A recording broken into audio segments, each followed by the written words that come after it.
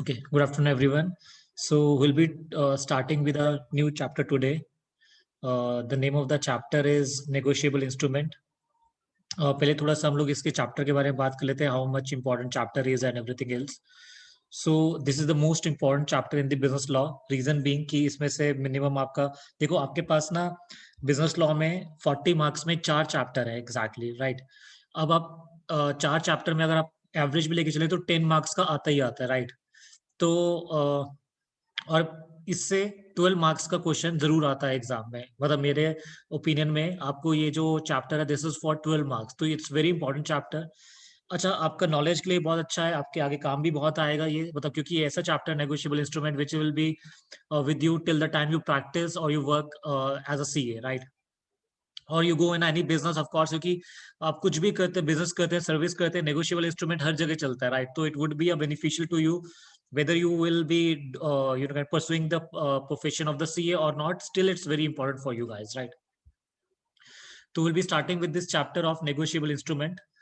So negotiable instrument is an act which was introduced in the year 1881, right. So पहले तो बहुत simple सा हम बात पढ़ लेते हैं कि जो negotiable instrument act आया, this is a law which was introduced in the year 1881. बहुत सिंपल सा बात, right. अच्छा, टू बिगिन विथ, देखो बहुत सारा ऐसा चीजें होगा नेगोशिएबल इंस्ट्रूमेंट का जो आपने पढ़ा भी होगा. तो ऑफ कोर्स आपने मतलब आई होप सबने एक बार पढ़ रखा है नेगोशिएबल इंस्ट्रूमेंट क्या होता है क्या नहीं होता है. आज का क्लास हम लोग थोड़ा बेसिक पे रखेंगे. Will only understand the basic thing regarding the negotiable instrument होता क्या है क्या नहीं होता है, बेसिक मीनिंग क्या है इसका. तो आज बहुत क्लास जो रहेगा बहुत बेसिक रहेगा, राइट. शायद हम लोग इतना बुक से ना पढ़ पाए, लेकिन बेसिक में, नॉलेज में, कंसेप्ट में सबसे ज्यादा आज का क्लास इंपॉर्टेंट है, right. To begin with, Negotiable Instrument Act 1881. It's an act, law है, compulsory, you have to follow it, right. 1881 में आया. This was act which was enforced in 1881. Okay, तो act of 1881 हमने पढ़ लिया. Negotiable instrument. Now let us focus on the word negotiable instrument, right. So instrument यहाँ पर, instrument का मतलब है just a document in writing. Instrument का यहाँ पे मतलब क्या है, it's a document in writing, right. जो आपको एक ऐसा डॉक्यूमेंट जो आपको किसी का राइट क्रिएट करता है और किसी का लायबिलिटी क्रिएट करता है. मेरी इस बात को बहुत ध्यान सुना, you have to understand this line, very important. Instrument एक ऐसा डॉक्यूमेंट होता है. I am only defining the word instrument, I am not defining the word negotiable instrument right now, I am only defining the word instrument. Now instrument, instrument एक ऐसा instrument का मतलब होता है एक ऐसा डॉक्यूमेंट जो आपका रिटर्न में होता है, और एक ऐसा डॉक्यूमेंट होता है जो किसी पार्टी का एक राइट क्रिएट करता है और या फिर किसी पार्टी का एक लायबिलिटी क्रिएट करता है.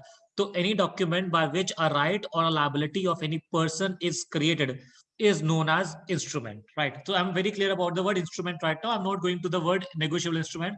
I'm only focusing on the word instrument. Now let me repeat the definition of instrument again.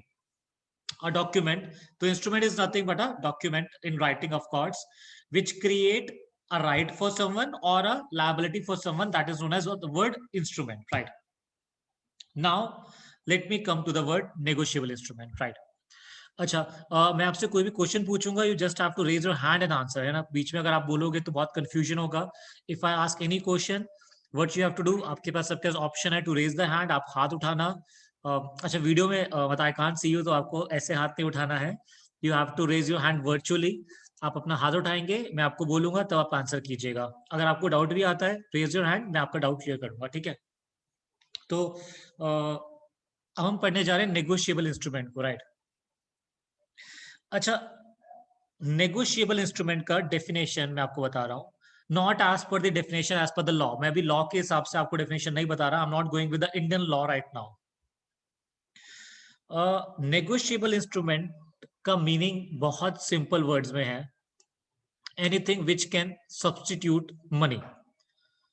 मैं रिपीट करता हूं, anything which can substitute money, कोई भी ऐसा चीज जो मनी को सब्सटीट्यूट कर दे, that is known as negotiable instrument. Let me repeat it again.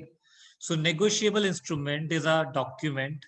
Negotiable instrument is a document which can substitute money. अब मैं आपको मीनिंग नेगोशिएबल इंस्ट्रूमेंट का बता रहा हूं, पहले मैं आपको मीनिंग किसका बता रहा था, इंस्ट्रूमेंट का। तो नेगोशिएबल इंस्ट्रूमेंट एक ऐसा इंस्ट्रूमेंट है या ऐसा डॉक्यूमेंट है जो सब्स्टिट्यूट करता है किसको, मनी को। तो anything which substitute money is what a negotiable instrument. यहां तक सबको क्लियर है? You all are clear with the meaning of the words negotiable instrument? Clear है? किसी को कोई डाउट नहीं है? होप अगर डाउट है तो please you can raise your hand, but I am assuming if you are not raising the hand आपको क्लियर हो गया।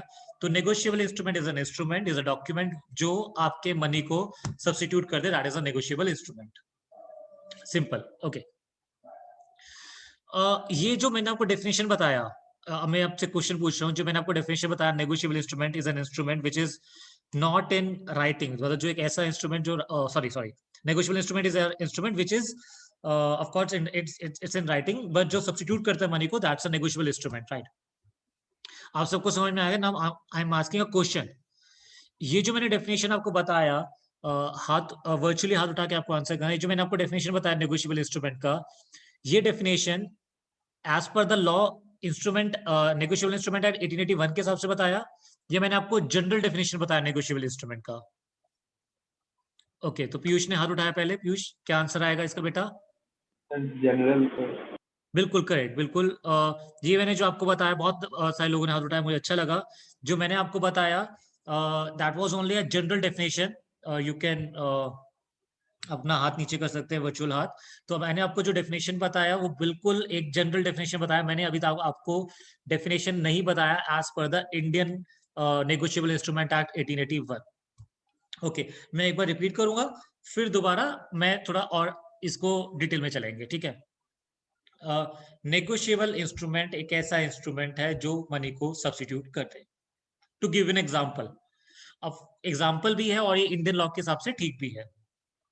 चेक, सबने चेक देखा है, everyone has seen the check.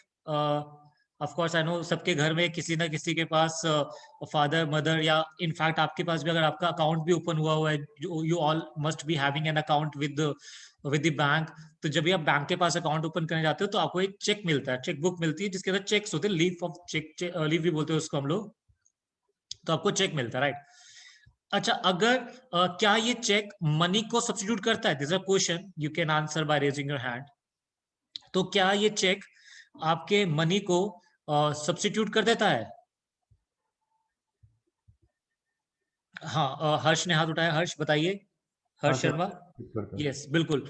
बिल्कुल ठीक जवाब दिया आप लोगों ने। कैसे सब्स्टिट्यूट करते हैं मनी को, मतलब कैसे दिस सब्स्टिट्यूट दी मनी? क्योंकि आपके पास, जब आपके पास you don't have a cash, आपके पास मनी नहीं होता, तो आप जाके चेक दे देते हो, राइट? जो ऑफ कोर्स फ्यूचर में चल के चेक एक मनी में कन्वर्ट हो जाता है, that's a different thing, but cheque एक ऐसा इंस्ट्रूमेंट हो गया जिसने आज मनी को सब्स्टिट्यूट कर दिया। तो anything which can substitute money is a negotiable instrument, is a general definition जो हमने पढ़ा, राइट? अच्छा, मैं थोड़ा फोकस करता हूँ चेक पे, क्योंकि पहले मुझे मीनिंग पे फोकस करना, क्योंकि आपको मीनिंग समझ में आ जाएगा, आगे पढ़ना मुश्किल नहीं होगा। तो मीनिंग पे फोकस ज्यादा करके चले, कंसेप्ट पे फोकस सबसे ज्यादा होगा। आपको पता है मेरी आदत है ना, मतलब आई फोकस ऑन कंसेप्ट। आपको पता है मैं कॉन्सेप्ट्स के लिए तो क्लासेस लगा देता हूँ बहुत सारी, ऐसा बोलता हूँ मैं हमेशा। हाँ, okay. Let me come back to the word cheque now. Cheque, अच्छा, चेक में जैसे लेट सपोज करो मैंने एक चेक आपके नाम पर बनाया, I made a cheque on your name, correct? This is a question, raise your hand and answer. I made a cheque in favouring you, right? आपके फेवर में मैंने एक चेक बना दिया। तो क्या इस चेक से किसी का राइट क्रिएट होता है? Yes sir. Yes, yes correct, इस चेक से किसी का राइट क्रिएट होता है, ऑफ कोर्स, बिल्कुल सही जवाब है। अगर मैंने आपके फेवर में बनाया तो आपका राइट क्रिएट हुआ, क्या इससे मेरा लायबिलिटी क्रिएट होता है? यस, इससे मेरा लायबिलिटी क्रिएट होता है। तो चेक एक ऐसा इंस्ट्रूमेंट हुआ, कैसा इंस्ट्रूमेंट हुआ? क्या चेक में एक ऐसा इंस्ट्रूमेंट है जिससे क्या किसी का राइट या किसी का लायबिलिटी क्रिएट हो रहा है? द आंसर इज यस, क्योंकि आपको पता है, मैंने आपको बताया कि चेक एक ऐसा इंस्ट्रूमेंट है, और इंस्ट्रूमेंट का मीनिंग ये होता है, इंस्ट्रूमेंट का मीनिंग होता है ऐसा document which creates a right और creates a liability of any person, that is known as instrument. तो चेक एक ऐसा इंस्ट्रूमेंट है जिसके फेवर में बनता है, उसका राइट क्रिएट होता है, और जो बनाता है उसका लायबिलिटी क्रिएट होता है, उसको हम क्या बोलते हैं? Instrument, right? This is very basic definition of the word instrument also, right? Very easy. Now this is very easy. The definition is very easy, right? Clear हो गया आप लोग को? Yes. Okay. मैं थोड़ा सा और डिटेल में जाता हूँ, right? Negotiable instrument. A negotiable instrument as per the Indian law. See, अब मैं आ रहा हूँ Indian law पे. You have to be very careful now because now I'm coming to the Indian law और ये आपके पेपर में आएगा. जो आपको पेपर में लिखना है. You cannot write the definition of negotiable instrument which is in general. You have to write the definition as per the act. तो negotiable instrument मैंने उसको हाईलाइट की डेफिनेशन ऑफ नेगोशिएबल इंस्ट्रूमेंट को. तो नेगोशिएबल इंस्ट्रूमेंट मींस अच्छा negotiable instrument means, तो means का क्या है? Is this a you can raise your hand and answer. Is this a exclusive definition? Is this a inclusive definition? कैसे definition है ये एक्सक्लूसिव है या ये इंक्लूसिव है? मनीषा ने हाथ उठाया. हाँ जी Manisha, answer it. Sir exclusive. Exclusive, बिल्कुल ठीक आंसर. एक्सक्लूसिव मतलब, अच्छा इसका अगर एक्सक्लूसिव है तो एक और क्वेश्चन है, तो इसका जो बहुत ब्रॉडर मीनिंग होगा या बहुत ही नैरो मीनिंग होगा? व्हाट यू से? सर बहुत ही नैरो मीनिंग होगा इसका. बिल्कुल बिल्कुल ठीक बोला मनीषा ने, बहुत ही नैरो मीनिंग होगा, क्योंकि जब वर्ड लॉ मीन्स यूज करता है तो उसका मतलब होता है एक्सक्लूसिव. नेगोशिएबल इंस्ट्रूमेंट का मतलब सिर्फ यही है. देखो कितना इंपॉर्टेंट है ये समझना मीन्स के डेफिनेशन को भी. नेगोशिएबल इंस्ट्रूमेंट मीन्स मतलब सिर्फ यही है और कुछ नहीं है. तो negotiable instrument means a promissory note, okay, bill of exchange, okay, cheque, okay. तो नेगोशिएबल इंस्ट्रूमेंट में सिर्फ 3 चीजें आता है as per the Indian law: promissory note, bill of exchange, cheque. Correct. Payable to order और टू द बियरर. मैं definition पे ही रहता हूं. ऑर्डर और द बियरर मतलब उस इंस्ट्रूमेंट पे पेई का नाम नहीं होगा. मैं एक वर्ड यूज कर रहा हूं पेई, जो आगे चल के वैसे मैं आपको डिटेल बताऊंगा. बट पेई वो बंदा होता है जिसको पैसा रिसीव करना होता है, जिसको पैसा लेना होता है, वो पेई होता है हर कंडीशन में. तो नेगोशिएबल इंस्ट्रूमेंट जरूरी नहीं है कि उसमें पेई का नाम हो. उसको खाली छोड़ दोगे वो बियरर बन जाएगा, और वो बियरर बन जाएगा तो क्या होगा हम बाद में पढ़ते हैं. पहले हम इतना ही करते हैं. बियरर मतलब आपको पेई का नाम डालने का जरूरत नहीं. You can leave the name of the पेई एज ब्लैंक. या तो आप उसमें किसी का नाम लिख दोगे तो वो एक ऑर्डर इंस्ट्रूमेंट बन जाएगा. ओके. तो नेगोशिएबल इंस्ट्रूमेंट का मतलब सिर्फ 3 है: promissory note, bill of exchange, cheque. मैं रिपीट करता हूं. और ये तीनों के तीनों या तो टू द ऑर्डर हो सकता है और द बियरर हो सकता है, और कोई नेगोशिएबल इंस्ट्रूमेंट नहीं है as per the Indian law. अब बहुत ध्यान से मेरी बात को सुनना. मुझे आपको पैसा देना है. आई हैव टू पे यू मनी. ठीक है. मैंने बोला मेरे पास पैसा नहीं है, आप मेरे से मेरा फोन ले लो.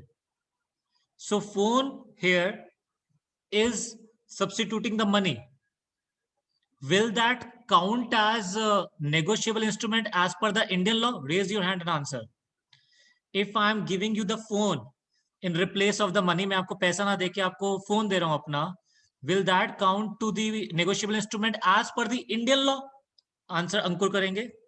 No, sir. No, why not? Sir क्योंकि negotiable instrument as per law से बोला है कि promissory note, bills of exchange और चेक हो सकता है. उसके अलावा इंडियन लॉ के हिसाब से और कोई भी नेगोशिएबल इंस्ट्रूमेंट नहीं है. आपको क्लियर हो गया? Very very good. अंकुर ने बहुत अच्छा जवाब दिया, बिल्कुल ठीक जवाब दिया. आप लोगों को सबको क्लियर हुआ? Let me repeat it once again. As per the Indian law, मैं बात नहीं कर रहा जनरल के हिसाब से. जनरल के हिसाब से तो नेगोशिएबल इंस्ट्रूमेंट का बहुत वाइडर मीनिंग है. वो कहता है anything which can substitute money is a negotiable instrument. बहुत बड़ा मीनिंग है, बहुत बड़ा. लेकिन हमारा इंडियन लॉ ने इतना बड़ा मीनिंग नहीं दिया उसका. हमारा इंडियन लॉ ने तो सिंपल बोला नेगोशिएबल इंस्ट्रूमेंट का मतलब बोले तो सिर्फ 3 चीज: promissory note, bill of exchange, cheque. खत्म. इसके अलावा as per the Indian negotiable instrument act और कोई भी नेगोशिएबल इंस्ट्रूमेंट नहीं है. मैं एक और क्वेश्चन पूछूंगा फिर आगे चलूंगा, नहीं तो नहीं चलूंगा आगे. हमारे मेरे पास एक शेयर वारंट है. बहुत ध्यान सुना इस वर्ड को, शेयर वारंट बोला मैंने. अब शेयर वारंट क्या होता है उसको भी समझना. शेयर वारंट एक होता है शेयर सर्टिफिकेट, एक होता है शेयर वारंट, है ना। मैंने लास्ट क्लास में शायद कोई बात भी किया होगा, नहीं किया तो कोई बात नहीं, टेंशन मतलब मैं बता रहा हूँ क्या होता है शेयर वारंट। एक शेयर सर्टिफिकेट तो सबने सुना है, शेयर सर्टिफिकेट तो सबने पढ़ रखा है, मैंने आपको शेयर एंड डिबेंचर के चैप्टर में अच्छे से पढ़ा भी दिया। शेयर सर्टिफिकेट क्या होता है, जिस बंदे का भी उसके ऊपर नाम लिखा होता है, सर्टिफिकेट का मतलब ये होता है जिसका नाम लिखा होता है, और जिसका नाम लिखा होता है वो उसका मालिक होता है, ऑनर होता है उस शेयर्स का। शेयर वारंट क्या होता है, जिस मतलब लेट सपोज करो मिस्टर एक्स ने 1000 शेयर खरीदे कंपनी से, और मिस्टर एक्स ने बोला मेरा नाम मत लिखो लेकिन मुझे प्रूफ दे दो। उसने बोला मेरा नाम मत लिखो, नाम खाली छोड़ दो, बस मुझे शेयर दे दो। मतलब don't write my name, don't give me share certificate, क्योंकि शेयर सर्टिफिकेट में लिख दोगे तो वो मेरा नाम पर हो जाएगा। Don't give me share certificate, आप मेरे को शेयर दे दो, उसमें मेरा नाम मत लिखो बस। उसको हम लोग शेयर वारंट बोलते हैं। You call it as share warrant. Let me repeat it again. Share warrant एक ऐसा डॉक्यूमेंट है, शेयर वारंट एक ऐसा डॉक्यूमेंट है जो बियरर होता है, और जिसके पास भी वो शेयर वारंट होगा उसको मान लिया जाएगा कि वो उतने शेयर्स का मालिक है। जिसके पास होगा उसको मालिक माना जाएगा, उसको हम बोलते हैं शेयर वारंट।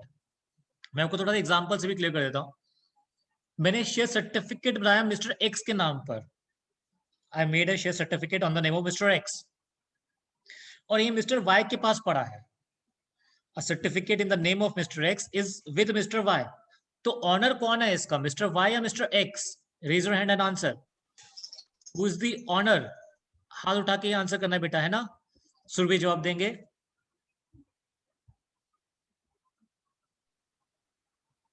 वाई। नहीं नहीं नहीं नहीं, गड़बड़ हो गया सुरभि। मैं रिपीट करता हूं, आपने ध्यान सुना नहीं। मिस्टर एक्स के नाम पे सर्टिफिकेट बना है मिस्टर वाई के पास। Who is the owner? X. X, बिल्कुल करेक्ट। वाई नहीं बेटा। शेयर सर्टिफिकेट चाहे किसी के पास पड़ा उससे मतलब नहीं है, शेयर सर्टिफिकेट पे जिसका नाम है वो है ऑनर। करेक्ट। अब बड़े ध्यान से, मैंने शेयर वारंट इशू करा एक्स को। मैं कंपनी हूं, मैंने शेयर वारंट इशू करा एक्स को, एक्स ने दे दिया वाई को। Who is the owner, Y या एक्स?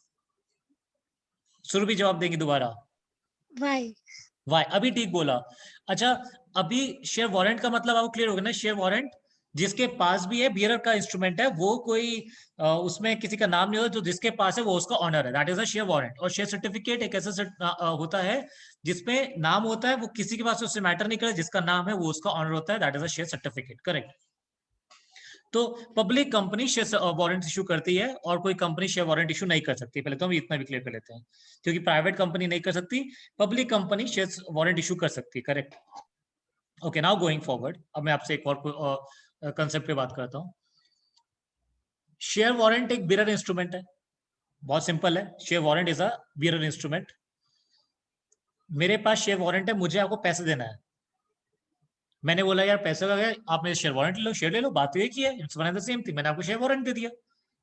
पैसों की जगह in substitute to the money I give you the share warrant. मैंने कहा शेयर वारंट ले लो मेरे से, आपने ले लिया शेयर वारंट। अभी मुझे बोलो, क्या ये जो शेयर वारंट मैंने आपको दे दिया, is this a negotiable instrument as per the Indian negotiable instrument act 1881? हाथ उठा के बोलना। नसरीन बताएंगे। Sir yes sir, negotiable instrument है। Is a share warrant a negotiable instrument? क्योंकि वो बियरर बन गया, मतलब आप आराम से इसको किसी को भी दे सकते हो, किसी को पैसे देने की जरूरत नहीं, आप उसको घुमा सकते हो। तो क्या उसको नेगोशिएबल इंस्ट्रूमेंट माना जाएगा as per the negotiable instrument act 1881? Sir नहीं माना जाएगा, क्योंकि वो बियरर है, लेकिन प्रोमिसरी नोट नहीं है, बिल ऑफ एक्सचेंज नहीं है, चेक नहीं है। हाँ, अभी ठीक बोला नसरीन ने, बिल्कुल वेरी गुड नसरीन, ध्यान से, है ना। अभी वो देखो, एक इंस्ट्रूमेंट बियरर है, ऑर्डर है, उससे मतलब नहीं पड़ता वो नेगोशिएबल इंस्ट्रूमेंट है। कब किससे मतलब पड़ता है? Promissory note, bill of exchange, cheque, ये तीन चीजें हैं तो ही वो नेगोशिएबल इंस्ट्रूमेंट है as per the Indian negotiable instrument act. नहीं तो वो इंडियन नेगोशिएबल इंस्ट्रूमेंट के हिसाब से नेगोशिएबल इंस्ट्रूमेंट नहीं है। मैं समराइज कर रहा हूं। नेगोशिएबल इंस्ट्रूमेंट का अगर आप मेरे से एक जनरल मीनिंग समझोगे तो it has a very wider meaning. Negotiable instrument एक ऐसा इंस्ट्रूमेंट है which can substitute money is a negotiable instrument. लेकिन negotiable instrument as per the Indian Negotiable Instrument Act 1881 is only 3 things: promissory note, bill of exchange, check. और ये तीनों की तीनों या तो bearer हो या तीनों की तीनों बाय ऑर्डर हो, उससे मैटर नहीं करता, ये तीनों की तीनों नेगोशिएबल इंस्ट्रूमेंट एक्ट माना जाएगा. Very simple, correct. मैं बेसिक पे रहूंगा, कॉन्सेप्ट पे रहूंगा, मैं आगे नहीं बढ़ा, अभी बुक की तरफ नहीं जाना, अभी कोई जरूरत नहीं है इतना बुक से पढ़ने का भी. नहीं, ऐसा मजाक में बोल दिया, पढ़ने की बहुत जरूरत है बुक से भी. अभी नहीं, अभी सिर्फ फोकस करो कॉन्सेप्ट पे, है ना. ओके, हाँ. तो अच्छा, अब मुझे ना नेगोशिएबल पे आने दो. वर्ड नेगोशिएबल का मतलब क्या होता है ना. तो लेट सपोज करो, आई एम जस्ट गिविंग एग्जाम्पल. अब कुछ जनरल सी बातें करेंगे, फिर मैं आपसे क्वेश्चन पूछूंगा, आप हाथ उठा के जवाब भी देना उसका, ठीक है. मैंने एक प्रॉमिसरी नोट बनाया. अब मैंने इंडियन नेगोशिएबल इंस्ट्रूमेंट के हिसाब से ही बात करूंगा. मैंने एक प्रॉमिसरी नोट बनाया. प्रॉमिसरी नोट क्या होता है? बहुत सिंपल सा कंसेप्ट है. I promise to pay a sum of rupees 100 to let's suppose करो अंकुर. मैं लिख भी देता हूँ. Let me right this thing, है ना. मैं क्या बोल रहा हूँ मुझे उसको लिखने दो.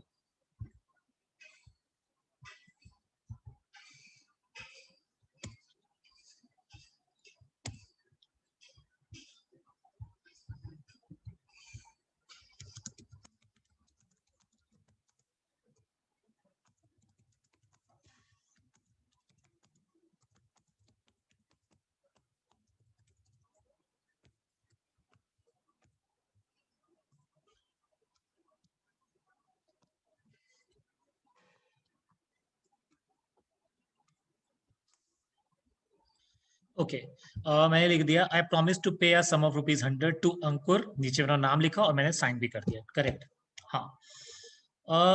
ये एक प्रॉमिसरी नोट है. This is a promissory note, ठीक है. अच्छा, ये बियरर है या बियरर नहीं है, पहले तो ये बताओ. हाथ उठा के बताना. Is this a promissory note a bearer instrument or not a bearer instrument? Not a bearer instrument. Nasreen बेटा, हाथ उठा के जवाब देना है. चलो कोई बात नहीं, नेक्स्ट टाइम ध्यान रखना. ओके, बिल्कुल ठीक आंसर दिया. It's not a bearer instrument, क्योंकि इस पे अंकुर का नाम आ गया, तो it's not a bearer instrument. It's not a bearer instrument, क्योंकि बियरर इंस्ट्रूमेंट वो इंस्ट्रूमेंट होता है जिसपे किसी का नाम नहीं होता, जिसमें ब्लैंक होता है, उससे बोलते हैं bearer instrument. This is not a bearer instrument. I promise to pay a sum of rupees 100 to Ankur. नीचे मैंने अपना साइन भी करके कर दिया. अच्छा, ये किसके पास रखा जाएगा? मतलब हाथ उठा के जवाब देना सिर्फ. ये ये जो मैंने डॉक्यूमेंट बनाया, ये किसके पास रखा जाएगा? ये मैं रखूंगा अपने पास या अंकुर रखेगा? Will keep this instrument with महिमा जवाब देंगी इसका. So अंकुर. अंकुर रखेगा, बिल्कुल ठीक बोला महिमा ने. ऑफ कोर्स अंकुर इसको रखेगा अपने पास, और मेरे से पैसा मांग सकता है वो इससे. करेक्ट. तो Ankur is a rightful person to possess this promissory note. बहुत simple. Very good, very good. आपको अच्छे समझ में आ सकता. अंकुर को 100 रुपीज अंशुमन को देने हैं. ध्यान से. अंकुर को 100 रुपीज अंशुमन को देने हैं. तो क्या अंकुर ये वाला डॉक्यूमेंट अंशुमन को दे सकता है? Raise your hand and answer. क्या यही डॉक्यूमेंट, चलो अंकुर से पूछते हैं, अंकुर बता देगा. हाँ जी अंकुर बताइए. हाँ सर, दे सकते हैं. आप दे सकते हैं. This is not a bearer instrument Ankur, ध्यान से. आप इसको क्या आगे दे सकते हो to the Anshuman? Yes sir, endorse तो कर ही सकते हैं ना, क्योंकि आपको हमको पे करना है. करेक्ट. और में एंडोर्स कर सकता है, पर इवेंचुअली आपको उसी को पे करना पड़ेगा. तो आप क्या करोगे? What will you do? मतलब आप क्या करोगे इसको? तो ये प्रॉमिसरी नोट अंशुमन को दे देगा हम. How will you? अच्छा, आपने बोला इसको एंडोर्स करना है. What do you mean endorse? आपने एक नया वर्ड यूज करा था, जस्ट आस्किंग. सर यही वाला मतलब बियरर, मतलब ये प्रॉमिसरी नोट हम अंशुमन को दे देगा कि तो दैट इज एंडोर्समेंट.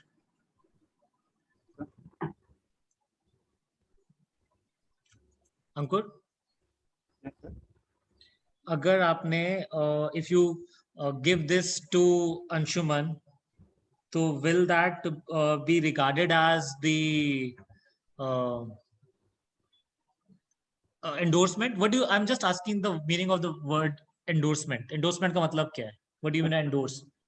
सर ये बिल मतलब अंशुमन को दे देना, नहीं नहीं, बिल नहीं है बेटा, बिल नहीं है, प्रॉमिस नोट। हाँ, प्रॉमिसरी नोट अंशुमन को दे देना है तो क्योंकि दैट इज मेरा एंडोर्समेंट। ओके, कितने लोग बोलते हैं नहीं नहीं, this is not the meaning of the word endorsement? Raise your hand.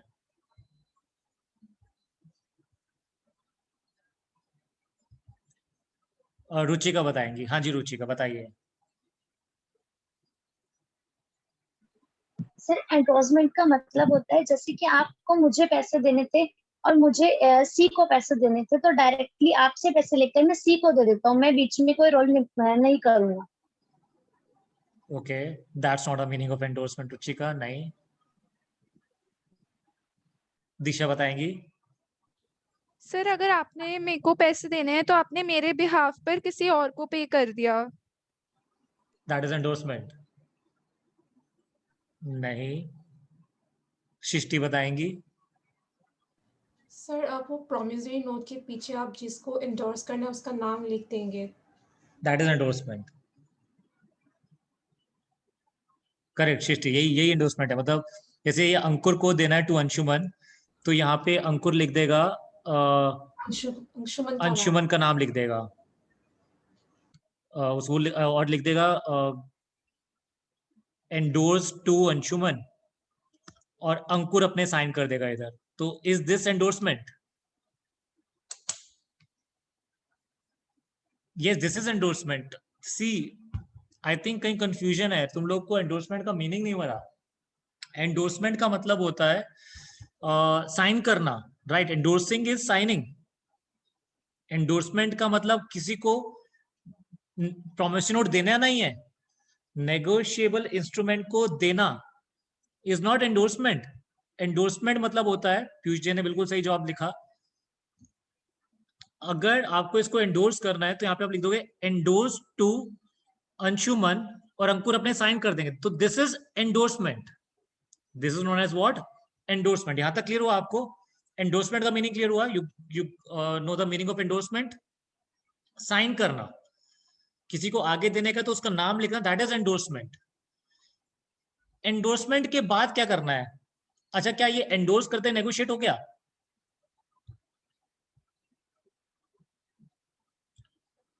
जैसे ही आपने इसको एंडोर्स किया तो क्या ये नेगोशिएट हो गया, या भी डिलीवर करना है to Anshuman?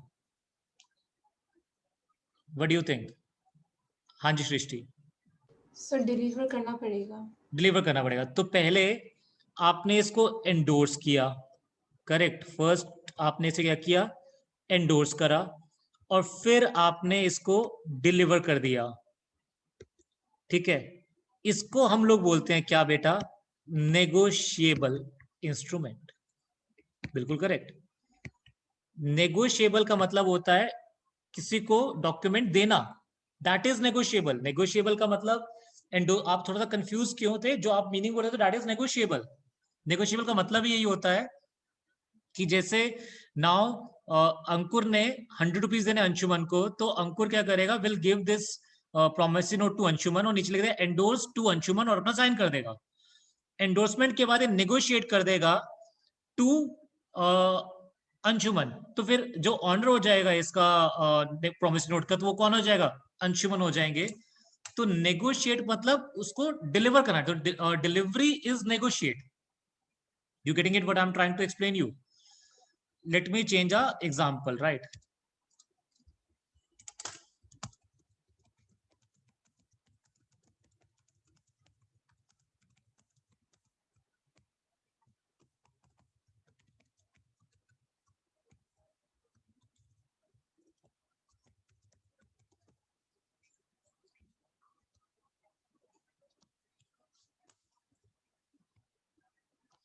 I promise to pay a sum of rupees 100 to dash. मैंने किसी नाम लिखा। ये बेरर इंस्ट्रूमेंट है या ऑर्डर इंस्ट्रूमेंट है? कौन सा इंस्ट्रूमेंट है? Raise your hand and answer. Which instrument? ये कौन सा प्रॉमिसरी नोट है? रुचिका बताएंगी। हाँ जी रुचिका बताइए, which instrument is this? Sir order.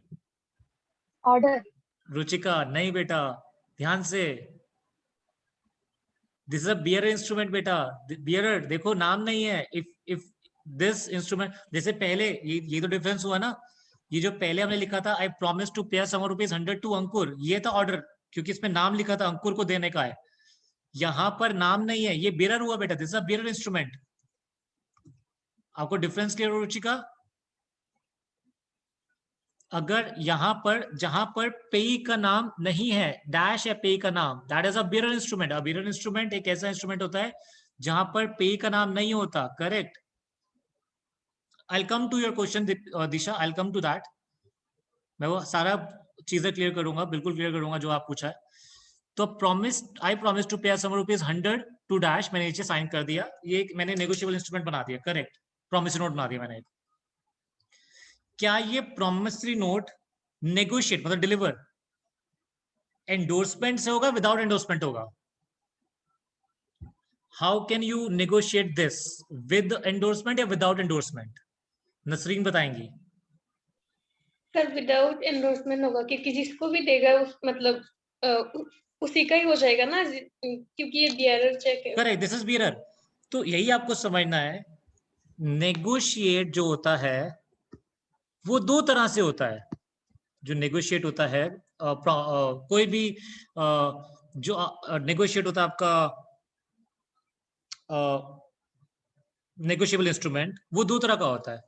या तो आप उसको एंडोर्स करके डिलीवर करोगे, या तो आप उसको सिर्फ क्या कर दोगे, डिलीवर कर दोगे। किस केस में डिलीवर होने से नेगोशिएट हो जाएगा, किस केस में एंडोर्स करना पड़ेगा? जो बियरर इंस्ट्रूमेंट होगा उसको आप डिलीवर करो, हो गया नेगोशिएट। उसमें नाम नहीं होता, क्योंकि जिसके पास होगा वो उसका क्या बन जाएगा, ऑनर बन जाएगा।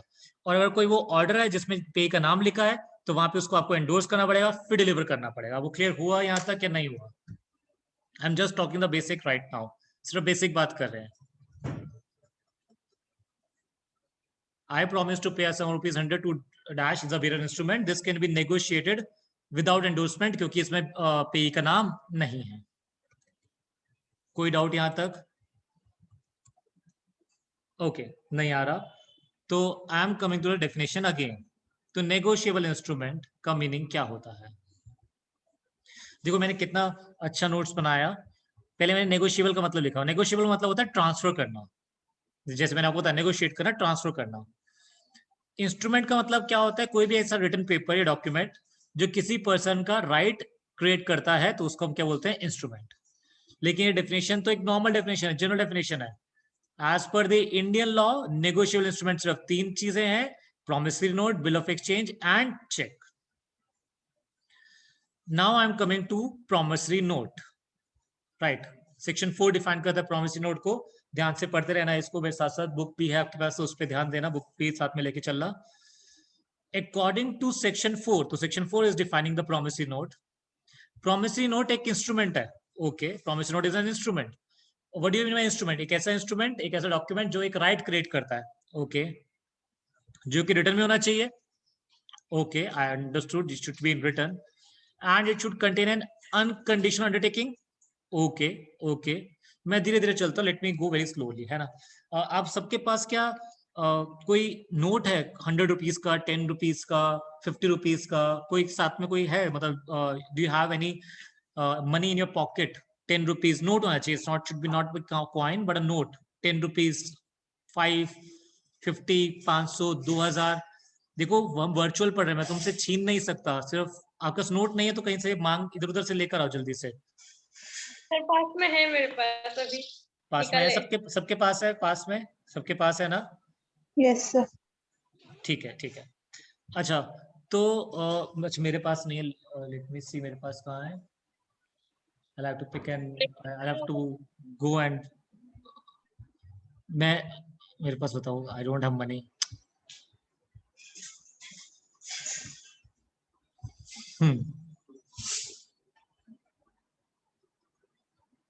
मुझे ये भी नहीं पता मेरा वॉलेट कहाँ है, कोई बात नहीं।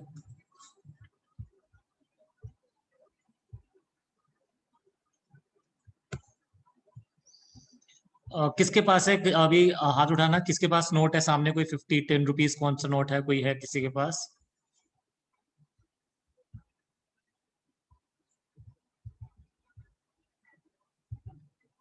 ओके, अंशुमन के पास है। अंशुमन कौन सा नोट है आपके पास अभी सामने? 200। ₹100 का क्या लिखा उस पे Anshuman? Sir reserve bank of India. Okay और सर गवर्नर का साइन है नीचे। ओके और सर वो जो डिनोमिनेशन लिखा है 200। कुछ ऐसा लिखा हुआ I promise to pay something, कुछ लिखा है क्या? I promise to pay the bearer the sum of 200 rupees. Okay, can you repeat this line again? I promise to pay the bearer the sum of 200 rupees. Okay, Hindi में भी लिखा होगा मैं धारक को 200 रुपए अदा करने का वादा करता हूँ। हाँ सर। ये लिखा है हिंदी में भी? हाँ सर। ओके, बहुत सिंपल सा question, just raise your hand and answer. Note आपके सबके सामने होगा। क्या ये जो पैसा आपके सामने है, is this a promissory note? Piyush Singh ने सबसे पहले हाथ उठाया, तो लेट हिम आंसर। हाँ जी पीयूष। है sir. Okay, Piyush is saying yes this is a promissory note. Okay, महिमा ने हाथ उठाया हुई भी। हाँ जी महिमा। सब बियरर है। बियरर Bearer- इंस्ट्रूमेंट है, इट्स अ बियरर इंस्ट्रूमेंट। दिशा ने आंसर ठीक कर दिया, इसलिए मैं दिशा से नहीं पूछ रहा। नसरीन बताएंगी। नसरीन बताइए बताइए। नसरीन नहीं बता रही है। दिशा बताएंगी। हाँ हाँ, क्या अभी चीज? किया सर, हाथ तो उठाया था। हाँ तो ये है क्या, बताइए जल्दी से बताइए। Is this a negotiable instrument?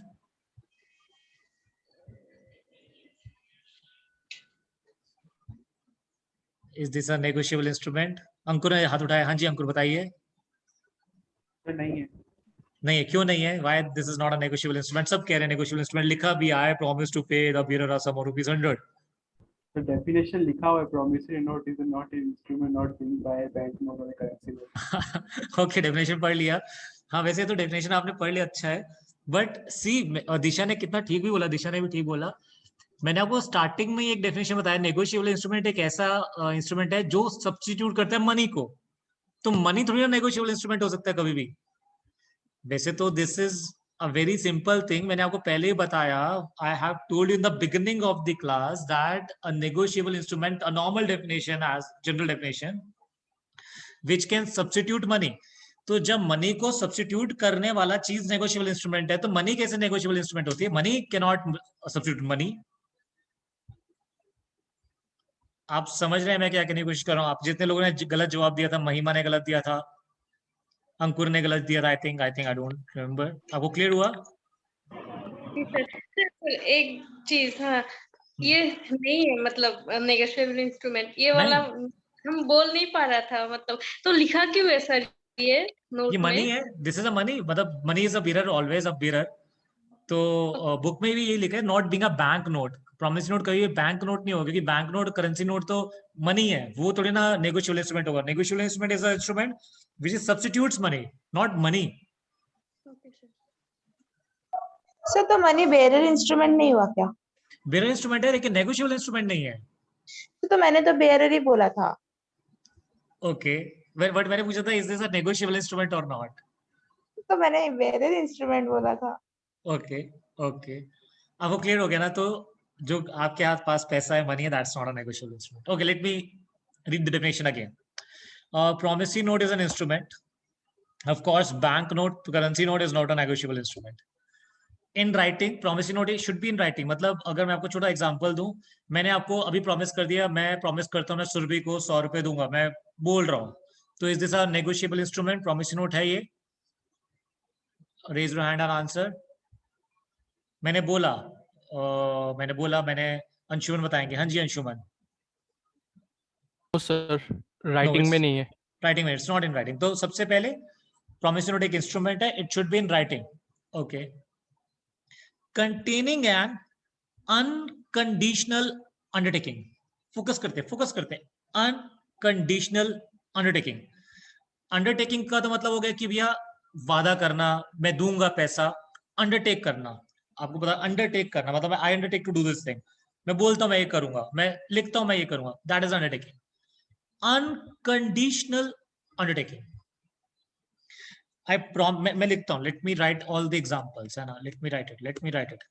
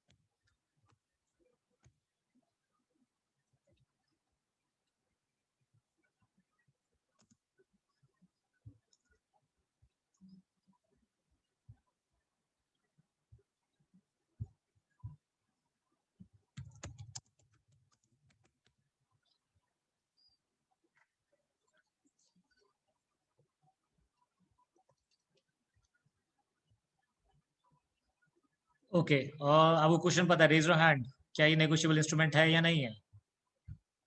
दिशा बताएंगी। हाँ जी दिशा। सर नहीं है क्योंकि कंडीशन है इसमें। Okay, this is not a, Disha एक बार अपना अनम्यूट ही रखना, I will ask you again a question.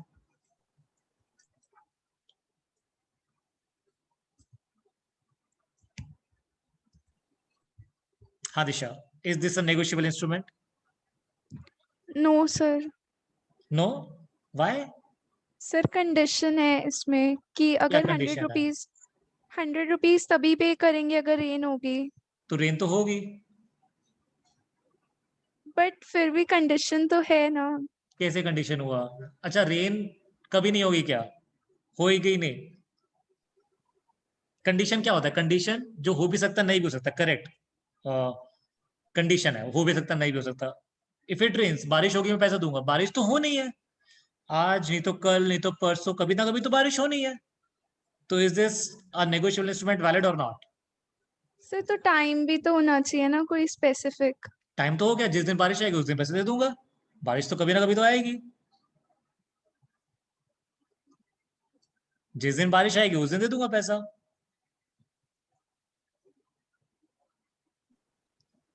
नहीं। पता अच्छा, हाउ नहीं many of sir. You think this is a valid negotiable instrument? कितने लोगों को लगता है? Raise your hand.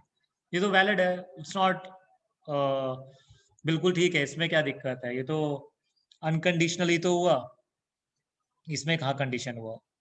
मतलब मेरे हिसाब से तो ठीक है, क्योंकि this is a negotiable instrument, क्योंकि बारिश तो होनी होनी है।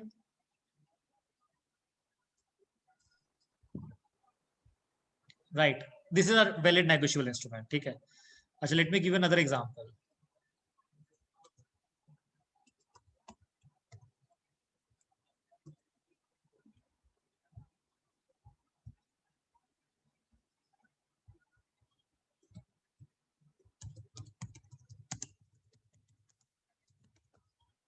Is this a valid negotiable instrument? Is this a valid negotiable instrument? Harsha is saying no. Why no, Harsha? Why this is not a negotiable instrument? Disha is saying no. Why? Why no? Why?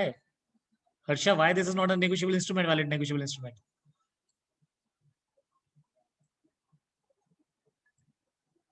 Raise your hand and answer. Harsha कह रहे हैं sir जरूरी नहीं है that he dies, लेकिन उसका मरना तो कंफर्म है।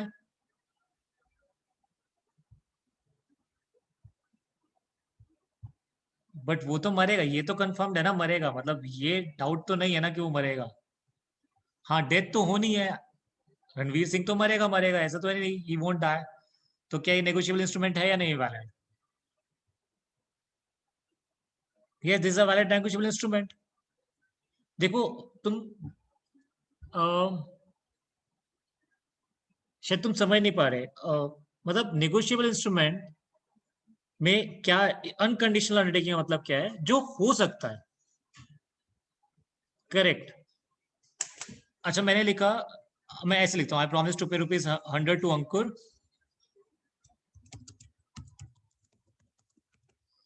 अच्छा, is this a valid negotiable instrument? क्या ये वैलिड नेगोशिएबल इंस्ट्रूमेंट? हाँ, क्योंकि अच्छा क्यों वैलिड इंस्ट्रूमेंट है? क्यों? अच्छा, 17 मई को देना है, क्या 17 में आएगी? क्या 17 में आएगी? हाँ आएगी, इसमें कोई डाउट ही नहीं है, this no doubt in this कि 17 में आएगा। देखो, हाँ अच्छा, मैं let me change the example.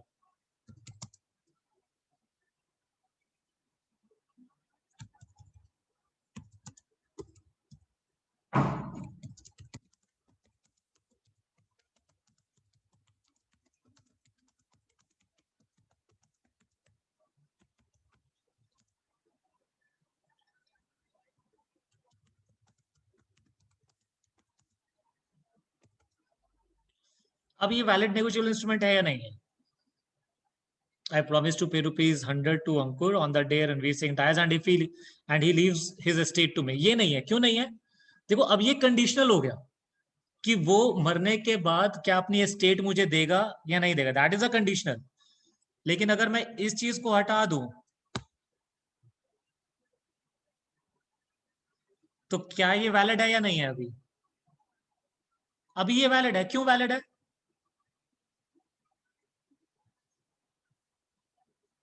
क्योंकि उसका मरना तय है, आज नहीं तो कल नहीं तो परसों। That's not a condition. Yes, correct. अच्छा, मैंने को ना सिर्फ ऐसे लिखने का है। प्रोमिसरी नोट ये मैंने कब बनाया? I made this promissory note today, है ना? तो मैं आज का डेट जरूर डालूंगा क्योंकि इट शुड बी डेटेड, है ना? 10th of May 2021। मैं सिर्फ ये लिखा 10th of May 2021 को, raise your hand and answer to me. I promise to pay ₹100 to अंकुर। बस। ये वैलिड है या वैलिड नहीं है? ये नहीं लिखा कब दूंगा, 2 दिन बाद, 5 दिन बाद, कितने बजे, कितने नहीं बजे, लिखा ही नहीं। संडे दूंगा, मंडे दूंगा, 1 महीने बाद दूंगा, 2 महीने बाद, 1 साल बाद, 5 साल बाद, लिखा ही नहीं कुछ। ये वैलिड है या वैलिड नहीं है? ये वैलिड है, करेक्ट। अच्छा, अगर टाइम पीरियड नहीं है तो ये कौन सा बन जाएगा? क्या ये ऑन डिमांड हो जाएगा? अगर इस पे टाइम पीरियड नहीं है तो ये क्या ऑन डिमांड हो जाएगा? This would be on demand.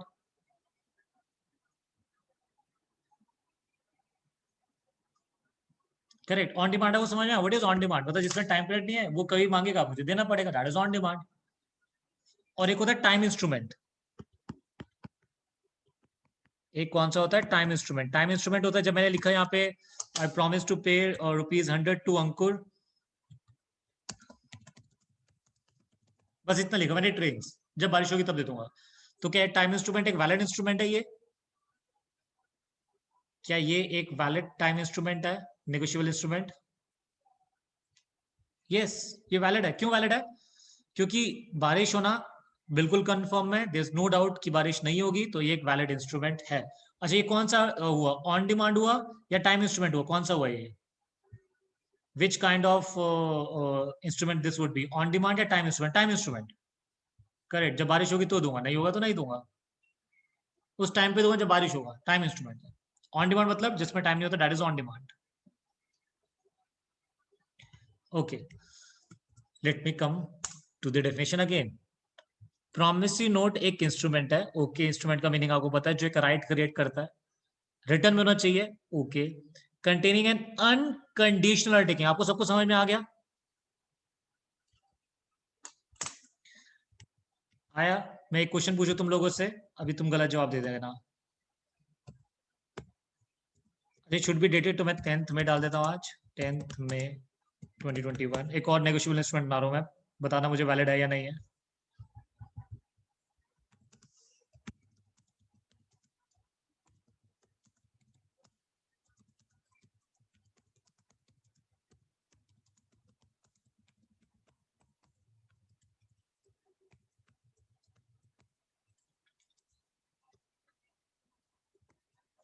Valid है या वैलिड नहीं है? I will pay ₹100 to Ankur on 17th May 2021।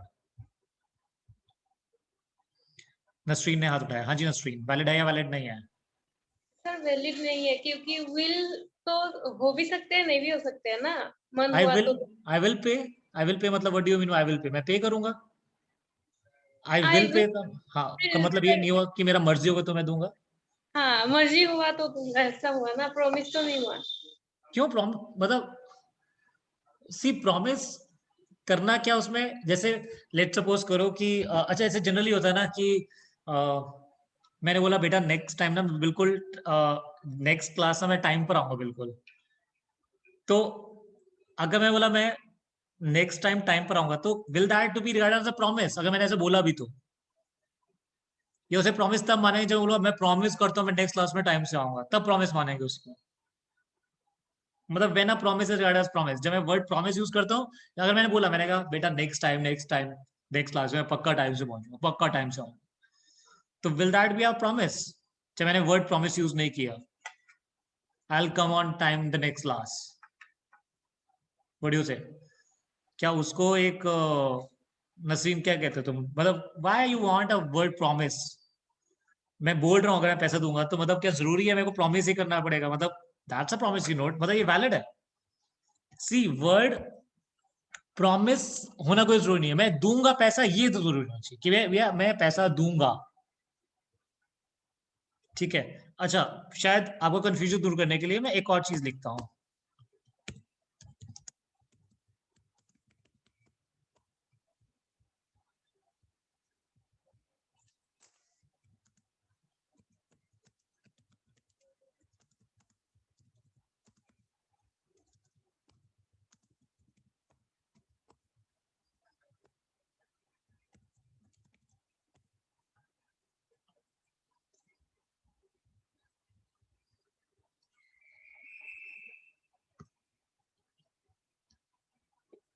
ये प्रॉमिसरी नोट है या नहीं है?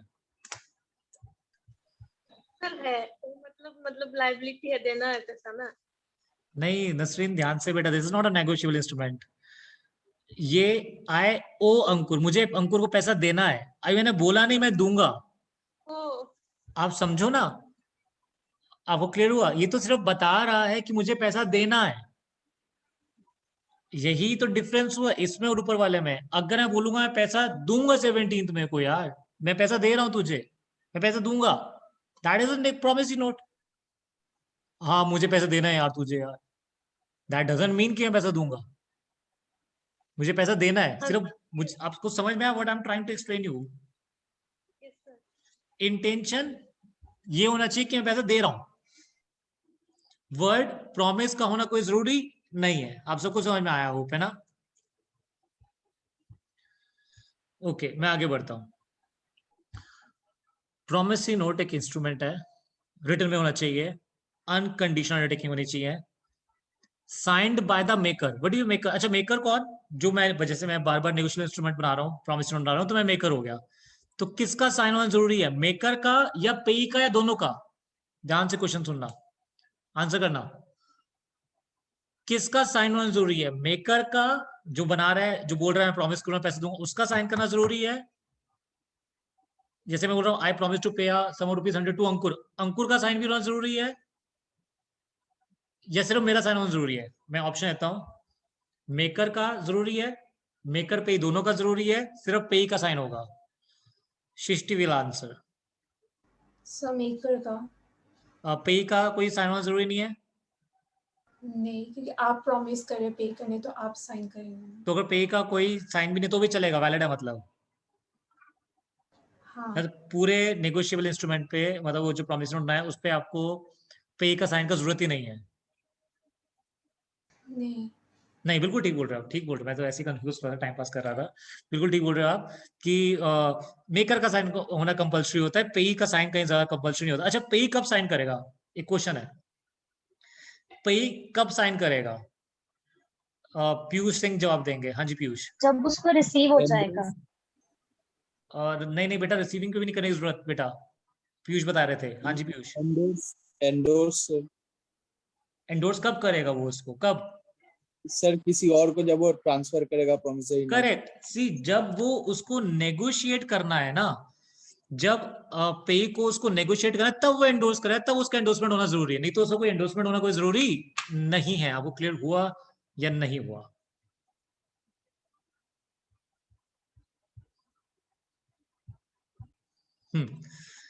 ओके आई एम अज्यूमिंग, मुझे लगता है सबको समझ में आ भी गया होगा। ओके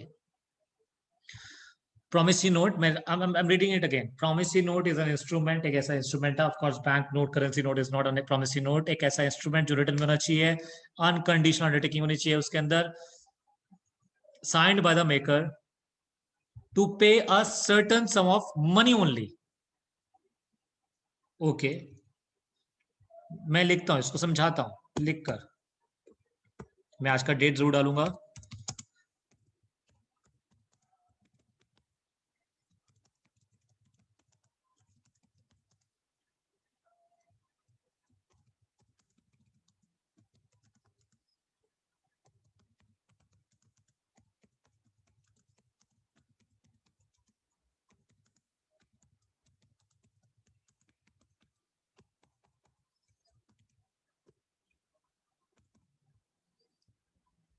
आप क्वेश्चन जानते हैं मेरा, हाथ उठा दीजिएगा जो तो मैं लिखता हूं।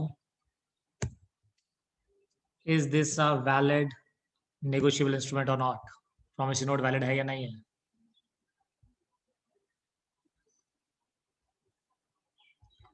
हाँ जी पीयूष सिंह। सर नहीं है सर। क्यों नहीं है? Why why why? सर इसमें मनी के साथ हॉर्स भी है ना, इसमें सिर्फ करेक्ट, मनी होना। बिल्कुल बिल्कुल ठीक। डेफिनेशन यही कहता है सिर्फ पैसों का होना चाहिए नेगोशिएबल इंस्ट्रूमेंट, किसी और चीज का नहीं हो सकता। Okay, to a certain person, to a certain person तो आप समझ गए। To a certain person I promise to pay ₹100 to अंकुर। ये कौन सा हो गया? ये हो गया टू सर्टेन पर्सन, करेक्ट। और to the order of certain person, okay. इसका मतलब हुआ I promise to pay ₹100 to अंकुर और हिज ऑर्डर, मतलब मैं अंकुर को पे कर दूंगा या जो अंकुर जिसको बोलेगा उसको देने के लिए उसको दे दूंगा। आपको समझ में आया? टू सर्टेन पर्सन ओनली, या तो उसको दे दूंगा या वो जिसको बोलेगा उसको दे दूंगा। नेगोशिएबल इंस्ट्रूमेंट का मतलब यही होता है, या उसको दे दूंगा या वो बोलेगा जिसको देना उसको दे दूंगा। आपको इस लाइन का मीनिंग समझ में आया इन वर्ड्स का? सर्टेन पर्सन को देना, अंकुर को देना, वो जिसको बोलेगा उसको दे दूंगा, करेक्ट। अच्छा, अगर मैंने लिखा है आई प्रॉमिस टू पे सम ₹100 टू अंकुर और हिज ऑर्डर, अंकुर को दूंगा या जो अंकुर बोलेगा जिसको बोलूंगा उसको दूंगा। तो अंकुर को, अगर अंकुर चाहता है कि मैं पैसा अंशुमन को दूं, तो अंकुर क्या करेगा? What will Ankur do? अगर अंकुर चाहता है कि ये मैं पैसा अंशुमन को दूं, तो अंशुमन तो अंकुर क्या करेगा? अंशुमन बताएंगे। हाँ जी अंशुमन, क्या करेगा अंकुर? सर वो लिख के साइन कर देंगे। करेक्ट, वो क्या लिखेंगे? वो लिख देंगे एंडोर्स्ड टू अंशुमन, और अंकुर अपना क्या कर देंगे? साइन कर देंगे, खत्म। अच्छा, अगर ये वर्ड नहीं लिखे और इस ऑर्डर नहीं लिखे, तो भी क्या अंकुर इसको एंडोर्स कर सकते हैं, नेगोशिएट कर सकते हैं?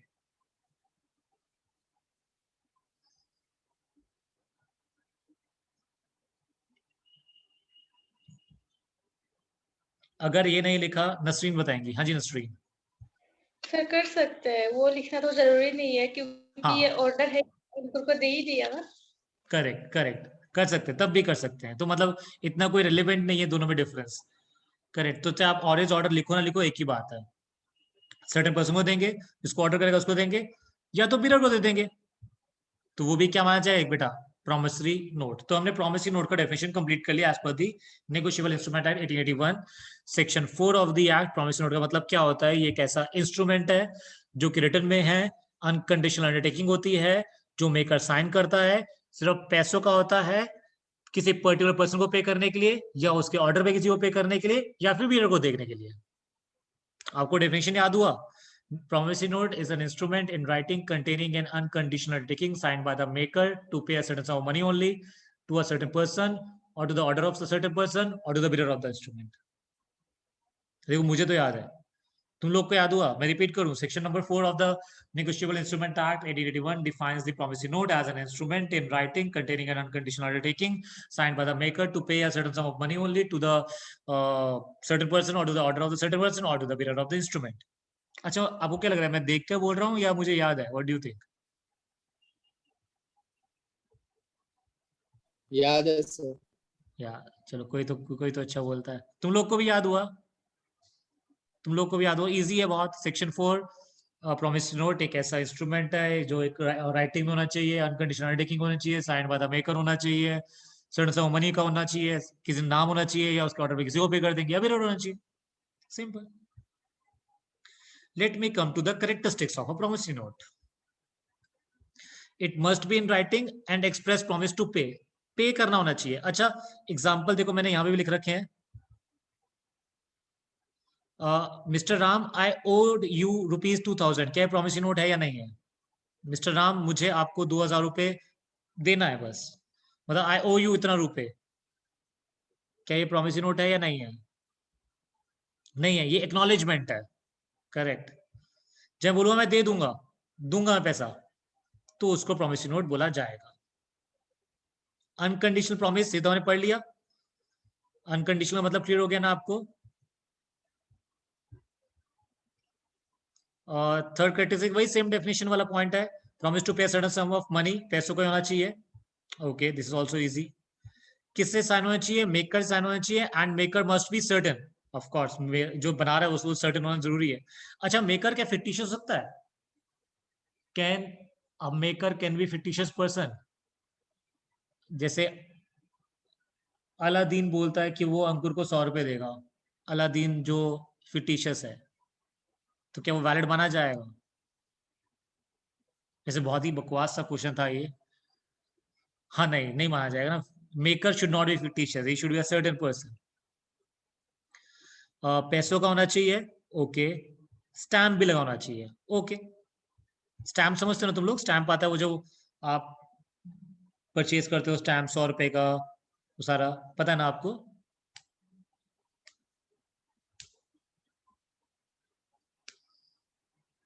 ओके, लास्ट लाइन पढ़ते हैं। वो कहता है, अच्छा एक बात बताओ, कौन सा रेगुलेटर है जो मनी को कंट्रोल करता है? Who is the regulator in India who controls the money? Reserve bank of RBI. India. RBI, reserve bank of India. कितना सिंपल क्वेश्चन था। अच्छा, क्या नेगोशिएबल इंस्ट्रूमेंट को भी आरबीआई कंट्रोल करेगा? Will RBI will regulate the negotiable instrument also? What do you think? Yes or no? Tell me. No, sir. No, why no? नहीं नहीं, sir, क्यों इसका नहीं? पर्टिकुलर एक्ट भी है ना।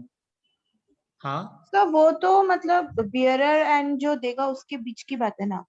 नहीं बीच की बात है। RBI. देखो, पैसा आरबीआई का पूरा कंट्रोल में है, जो सर तो सब्स्टिट्यूट करेगा पैसे, पैसा। हाँ, सर पैसा RBI थोड़ी ना देगा उसको, वो तो बियरर नहीं दे मतलब आरबीआई नहीं उसको। देगा, मैं एक जनरल बात कह रहा हूँ कि पैसा छापना, पैसा मतलब मनी का पूरा कंट्रोल रेगुलेटर कौन है? I am just asking a general regulator of money, RBI.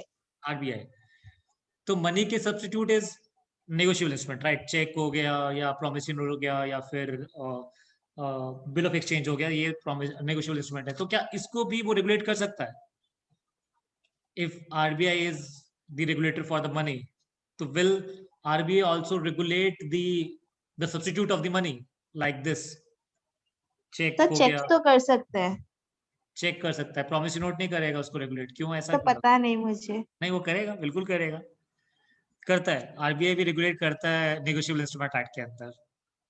अच्छा, तो आरबीआई क्या कहता है? देखो, एक आरबीआई कह रहा है, ठीक है, आरबीआई कहता है, देखो एक्ट, अच्छा कौन सा एक्ट कह रहा है ये?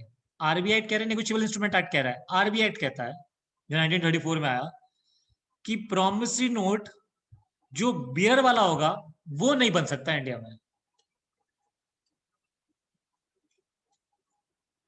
प्रॉमिसरी नोट जो बियर वाला है वो इंडिया में वैलिड नहीं है। ये बात आरबीआई ने बोली।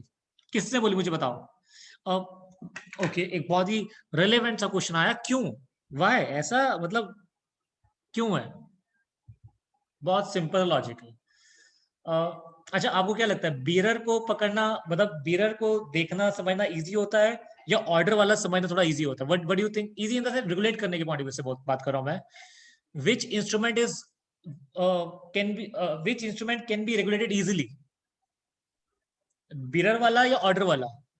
ऑर्डर वाले को ना रेगुलेट करना इजी होता है, बीरर वाले को रेगुलेट करना बड़ा टफ होगा। बीरर वाला समझ नहीं आएगा, जिसके पास उसको ऑनर है गुम हो जाएगा, किसी से पहुंच जाएगा, पता नहीं लगेगा, कोई भी आ जाएगा पैसे मांगने, गड़बड़ हो जाएगा, लड़ाइयां चलेंगी, ये होगा वो होगा। आरबीआई ने बोला झगड़े ही खत्म करो। आरबीआई सिंपल बोलते रेगुलेशन के पॉइंट ऑफ व्यू से, अगर भैया प्रॉमिस नोट आप बीरर बनाओगे तो वैलिड ही नहीं। अच्छा, ये बात आरबीआई ने बोली या नेगोशिएबल इंस्ट्रूमेंट ने बोली? एक और क्वेश्चन आया, आरबीआई ने बोली। देखो हर्षा, यही समझना है, नेगोशिएबल इंस्ट्रूमेंट जब 1881 में बना, उसमें तो बोला सब वैलिड है, बियर भी वैलिड है, ऑर्डर वाला भी वैलिड है। लेकिन 1934 में आरबीआई को समझ में आया कि भाई साहब, मैं हर किसी को रेगुलेट नहीं कर पाऊंगा, तो उसने उसको नहीं चेंज किया, नेगोशिएबल इंस्ट्रूमेंट एक्ट को चेंज नहीं किया, अपने एक्ट में लिख दिया कि वैलिड नहीं है। अब वो क्लियर हो गया और वो वैलिड है, दैट्स अ वैलिड थिंग। अच्छा, आपको दोनों एक्ट मानना पड़ेगा या एक एक्ट मानोगे? आप दोनों एक्ट को मानना पड़ेगा या एक एक्ट को मानोगे? ये तो मैंने आपको बहुत बार बताया, दोनों दोनों एक्ट को। को मानना पड़ेगा। करेक्ट, एक कह रहा वैलिड है, एक कह रहा वैलिड नहीं है, तो क्या मानना पड़ेगा? वैलिड नहीं है। सर वो बोल भी तो रहा है, वैलिड भी तो बोल रहा है। वो नेगोशिएबल इंस्ट्रूमेंट एक्ट बोला बेटा, आरबीआई ने आके मना कर दिया, आरबीआई कहता नहीं वाला नहीं चलेगा। तो अभी आप ही तो बोल रहे थे दोनों मानना पड़ेगा। हाँ दोनों दोनों मानना पड़ेगा, लेकिन फिर दोनों को मानेंगे तो कुछ गड़बड़ हो जाएगा ना, तो फिर जो ज्यादा रेगुलेट करेगा उसका मानना ही पड़ेगा ना बात। दोनों को मान लोगे अगर तो फिर तो गड़बड़ हो जाएगा, तो इसलिए जो रेगुलेटर हो जाएगा उसको मानना पड़ेगा, रेगुलेटर इज आरबीआई तो उसको मानना पड़ेगा। Correct, okay. अच्छा, आपको कोई भी डाउट आया इन दी प्रॉमिसरी नोट? हमने सेक्शन 4 खत्म कर लिया, we complete section today, section of 4 definition of the promissory note हमने कंप्लीट कर लिया। डेफिनेशन में ही उसके सारे कैरेक्टरिस्टिक्स भी हैं। नसरीन कुछ बोलना चाह रही हैं? जी सर। सर ये जो आरबीआई एक्ट ने बता दिया कि बियरर प्रॉमिसरी नोट वैलिड नहीं है, मतलब हम लोग किसी को बियरर प्रॉमिसरी नोट इशू नहीं कर सकते हैं क्या सर? कर दोगे, वो नेगोशिएबल इंस्ट्रूमेंट एक्ट में नहीं आएगा। ठीक है। हाँ मतलब negotiable instrument act will not govern a bearer promissory note, वो नहीं गवर्न करेगा। ठीक है सर। हाँ जी सर फिर तो मनी भी तो बियर ही रही है ना? हाँ मनी बियरर है बेटा, लेकिन मनी को तो रेगुलेट कर ही रहा है पूरा का पूरा आरबीआई, मतलब कुछ ना कुछ तो करना ही पड़ेगा ना। And money is not a negotiable instrument, और मनी को तो बियरर बनाना ही पड़ेगा, क्योंकि अगर मनी को ऑर्डर वाला बना देंगे फिर तो बड़ा गड़बड़ हो जाएगा, मतलब पता नहीं कितनी बार कितना लिखना पड़ेगा। अभी एक्सचेंज इजी है बिकॉज वो बियरर है, और मनी तो कंट्रोल हो ही रहा है, मतलब आरबीआई का पूरा काम ही वही है, वही करना। लेकिन अगर आरबीआई को बोला जाए कि मनी के साथ साथ उसके सब्स्टिट्यूट को भी, बियरर को भी मैनेज करो, तो आरबीआई को लगा कि नहीं यार इतना तो मैं नहीं कर पाऊंगा, एक तो मनी को तो मैं कर ही रहा हूँ, ऊपर से आप प्रॉमिस नोट को भी बियरर बना दो, तो नहीं इतना मैं नहीं कर सकता, थोड़ा कर लूंगा, ज्यादा नहीं कर सकता। उसने बोला ठीक है सर। है मतलब देखो लॉजिक हुआ है ना, करेक्ट, मतलब ठीक है यार इतना भी कौन करेगा, थोड़ा ठीक है।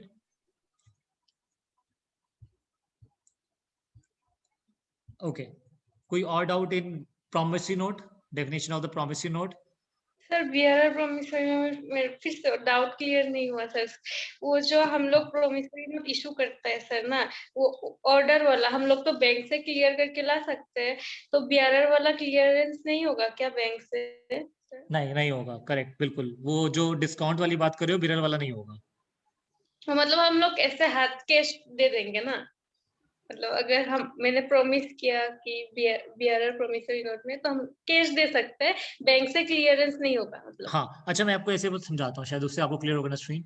मैंने आपको प्रॉमिस किया रिटर्न में कि मैं आपको फोन दे दूंगा, अपना पैसों की जगह फोन दे दूंगा, तो क्या ये वैलिड है या नहीं है? मतलब मुझे आपको पैसे देने थे, तो मैंने पैसे नहीं है मेरे साथ, मैं आपको फोन दे दूंगा उसके बदले, पैसों के बदले, तो क्या ये वैलिड है या वैलिड नहीं है? हाँ वैलिड तो है। वैलिड है ना, नेगोशिएबल इंस्ट्रूमेंट एक्ट के अंदर फॉल नहीं करेगा बस। आपको क्लियर हो what I am trying to say? Instrument act के अंदर तो फॉल करेगा, लेकिन आरबीआई के अंदर नहीं करेगा ना। हाँ मतलब मैं तुम्हें ये बताना चाह रहा हूँ कि अगर आप एक बेरर नेगोशिएबल प्रॉमिसरी नोट बना भी दोगे तो भी वैसे वो वैलिड है, मतलब वैसे तुम समझ गए, मतलब ठीक है तुम करते रहो, पे करते रहो, इलीगल नहीं है ना वो, इट्स नॉट इलीगल। आप बना लो उसको, पे कर दे तो कर देगा, कोई बात नहीं। हाँ लेकिन as per negotiable instrument act के अंदर जैसे, अच्छा लेट सपोज करो आप जिसने लिखा था बेरो पे करने, उसने पे नहीं किया, तो क्या आप नेगोशिएबल इंस्ट्रूमेंट एक्ट के अंदर जाके केस कर सकते हो? Can you file a case under the negotiable instrument act? नहीं कर सकते। नहीं कर सकते। हाँ सर क्लियर हो गया। ठीक है, ओके। अच्छा, प्रॉमिसरी नोट में दो पार्टीज होती है, एक मेकर और एक पे। आई थिंक ये तो क्लियर है, मेकर कौन जो बनाता है, और पे कौन जो पैसा लेता है, जिसको जिसको पैसा मिलना है। मेकर वो जो बनाता है उसका लायबिलिटी होता है, प्राइमरी लायबिलिटी होता है उसका ही, और पे ही उसका लायबिलिटी, जिसको पैसा मिलना है वो पे ही हो जाएगा। ये सिंपल हो गया। We completed the promissory note. आपको कुछ डाउट आया?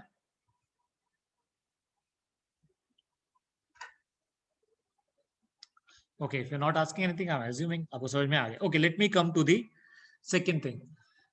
Negotiable instrument means promissory note, bill of exchange. Let me come to the bill of exchange. Section 5 define कर रहा है bill of exchange. Promissory note और bill of exchange के definition थोड़े बहुत मिलती जुलती, लेकिन थोड़ा डिफरेंस है। Section 5 of the act define करता है बिल ऑफ एक्सचेंज, ये भी एक इंस्ट्रूमेंट है, जैसे वो इंस्ट्रूमेंट था ये भी इंस्ट्रूमेंट है। इन राइटिंग वो भी इंस्ट्रूमेंट था, ये भी इंस्ट्रूमेंट है। कंटेनिंग एन अनकंडीशनल ऑर्डर, वो अनकंडीशनल अंडरटेकिंग थी, ये ऑर्डर है। इसे भी कौन साइन करेगा? मेकर। अच्छा मैं पहले बना देता हूँ ना, let me make a bill of exchange ना।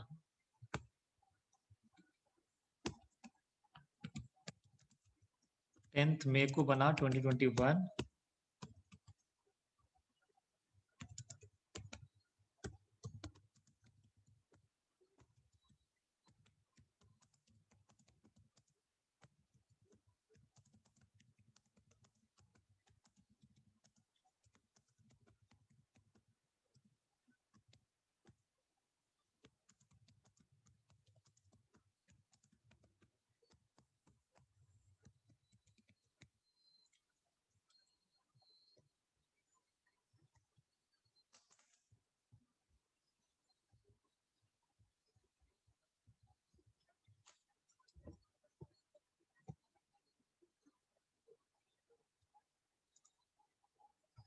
ओके, क्या ये एक बिल ऑफ एक्सचेंज है?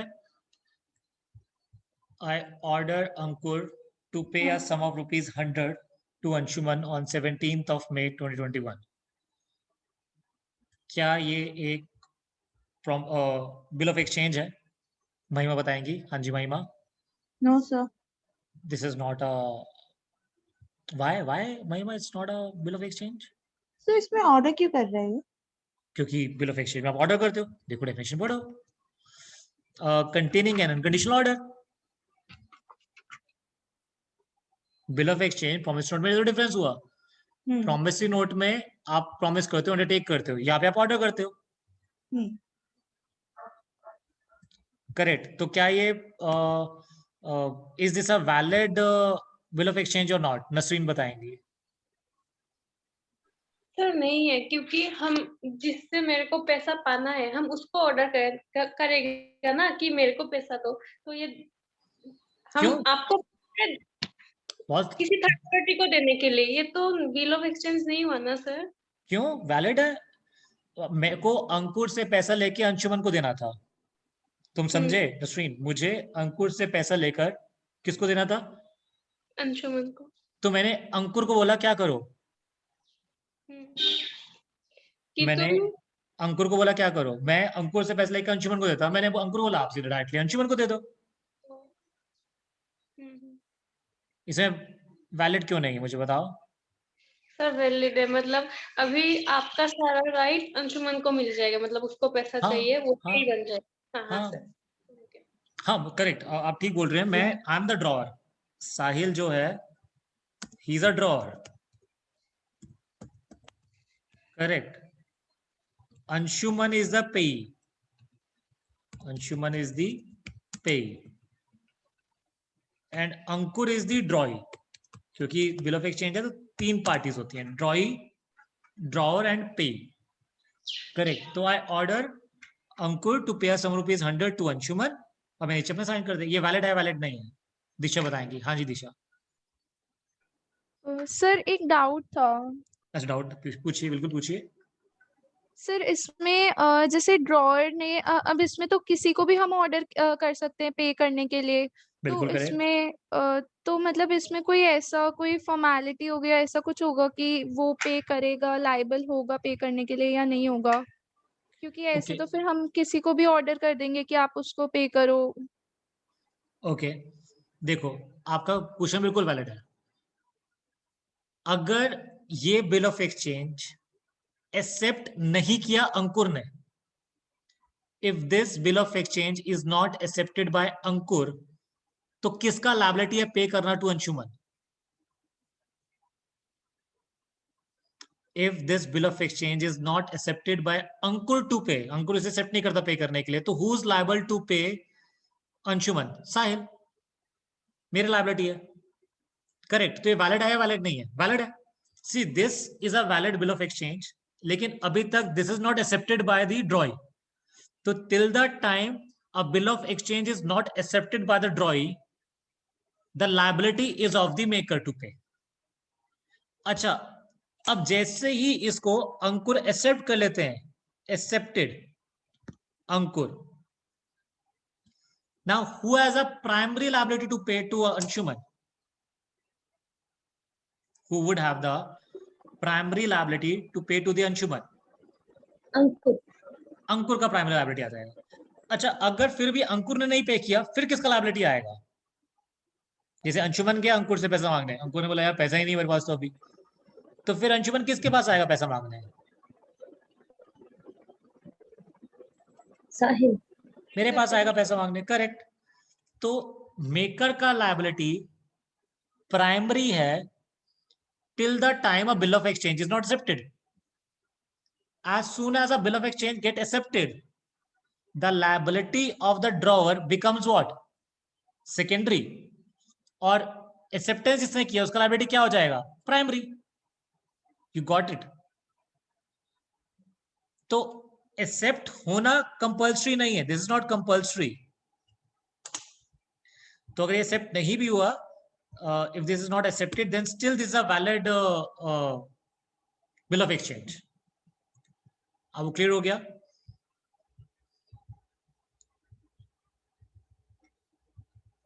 Okay. Okay. So let me read it again. So bill of exchange is an instrument in writing containing an unconditional order signed by the maker directing a certain person. Certain person मतलब direct करो आप किसी person को to pay a certain sum of money only. पैसों का ही होना चाहिए भी, किसी पर्सन को पे करने के लिए, या वो जिसको ऑर्डर देगा उसको पे कर दूंगा, या तो बियर कर दूंगा। आपको डेफिनेशन क्लियर हुआ नहीं हुआ? सेम डेफिनेशन है। डिफरेंस क्या है बिल ऑफ एक्सचेंज और प्रॉमिसरी नोट के उसके अंदर? वहां पे अनकंडीशनल अंडरटेकिंग थी, यहाँ पे अनकंडीशनल ऑर्डर है, और I don't think there is much difference, बाकी सारा सेम है। मतलब वहां पर आप खुद बोल रहे हैं पे करूंगा, यहाँ पे आप डायरेक्ट करो कि तुम पे करोगे किसी को, या मुझे पे करोगे या किसी और को पे करोगे, करेक्ट। अच्छा, अब बड़े ध्यान से, बड़े ज्यादा ध्यान से, पीयूष मैं आपका डाउट लेता हूं, एक मिनट रुकेगा।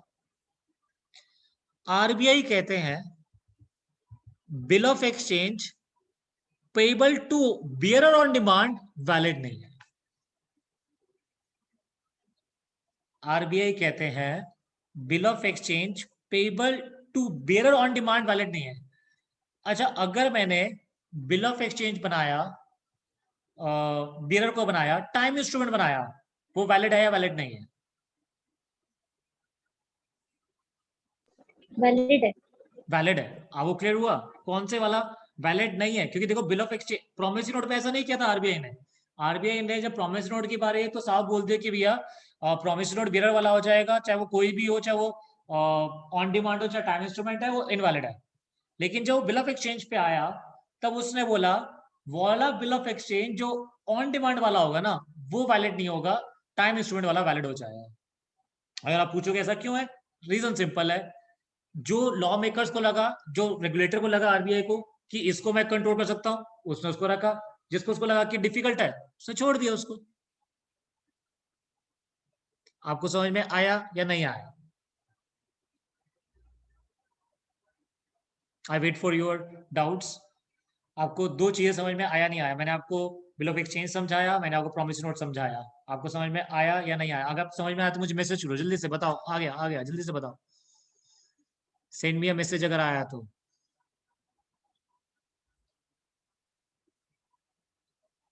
ओके, एक बार कोई बच्चा बोल रहा है रिपीट कर दो आरबीआई वाला। देखो मैं लिखता हूं, लेट मी राइट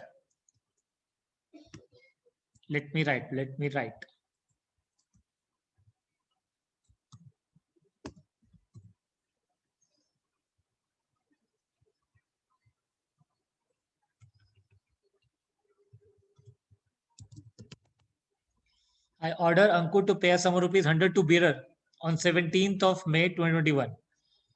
ये कौन सा वाला है? ये बियरर टाइम इंस्ट्रूमेंट है या बियरर ऑन डिमांड है? कौन सा ये? Bearer time instrument. ये बियरर टाइम इंस्ट्रूमेंट है। ये वैलिड है या वैलिड नहीं है? इनवैलिड।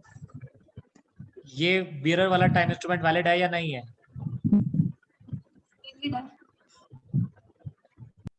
ये वैलिड है बेटा, बियरर वाला टाइम इंस्ट्रूमेंट वैलिड है। अच्छा, यहां पर अंकुर किसको पैसा पे करेगा?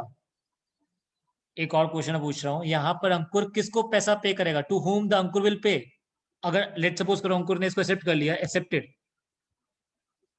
तो यहां पर अंकुर किसको पैसा पे करेगा? To whom the Ankur is liable to pay, जिसके पास बिल होगा, as simple as that. Correct, जिसका पास बिल होगा वो अंकुर के पास जाएगा, अंकुर को पैसा देना पड़ेगा। ये वैलिड है या वैलिड नहीं है? वैलिड है, नेगोशिएबल इंस्ट्रूमेंट एक्ट के हिसाब से वैलिड है, क्योंकि आरबीआई कहता है। अच्छा, अगर मैं इसमें चेंज कर दूं, अच्छा अब ये कौन सा बन गया? मैंने टाइम हटा दिया, टाइम इंस्ट्रूमेंट हटा दिया, अब ये कौन सा बिरर बन गया? ऑन डिमांड बन गया। कौन सा बन गया? ये ऑन डिमांड बन गया। अच्छा, अब ये ऑन डिमांड बिरर इंस्ट्रूमेंट ये एज पर आरबीआई वैलिड है या नहीं है? नहीं है, इनवैलिड है। ये अब इनवैलिड हो जाएगा। करेक्ट, अभी आया समझ में एग्जांपल के साथ?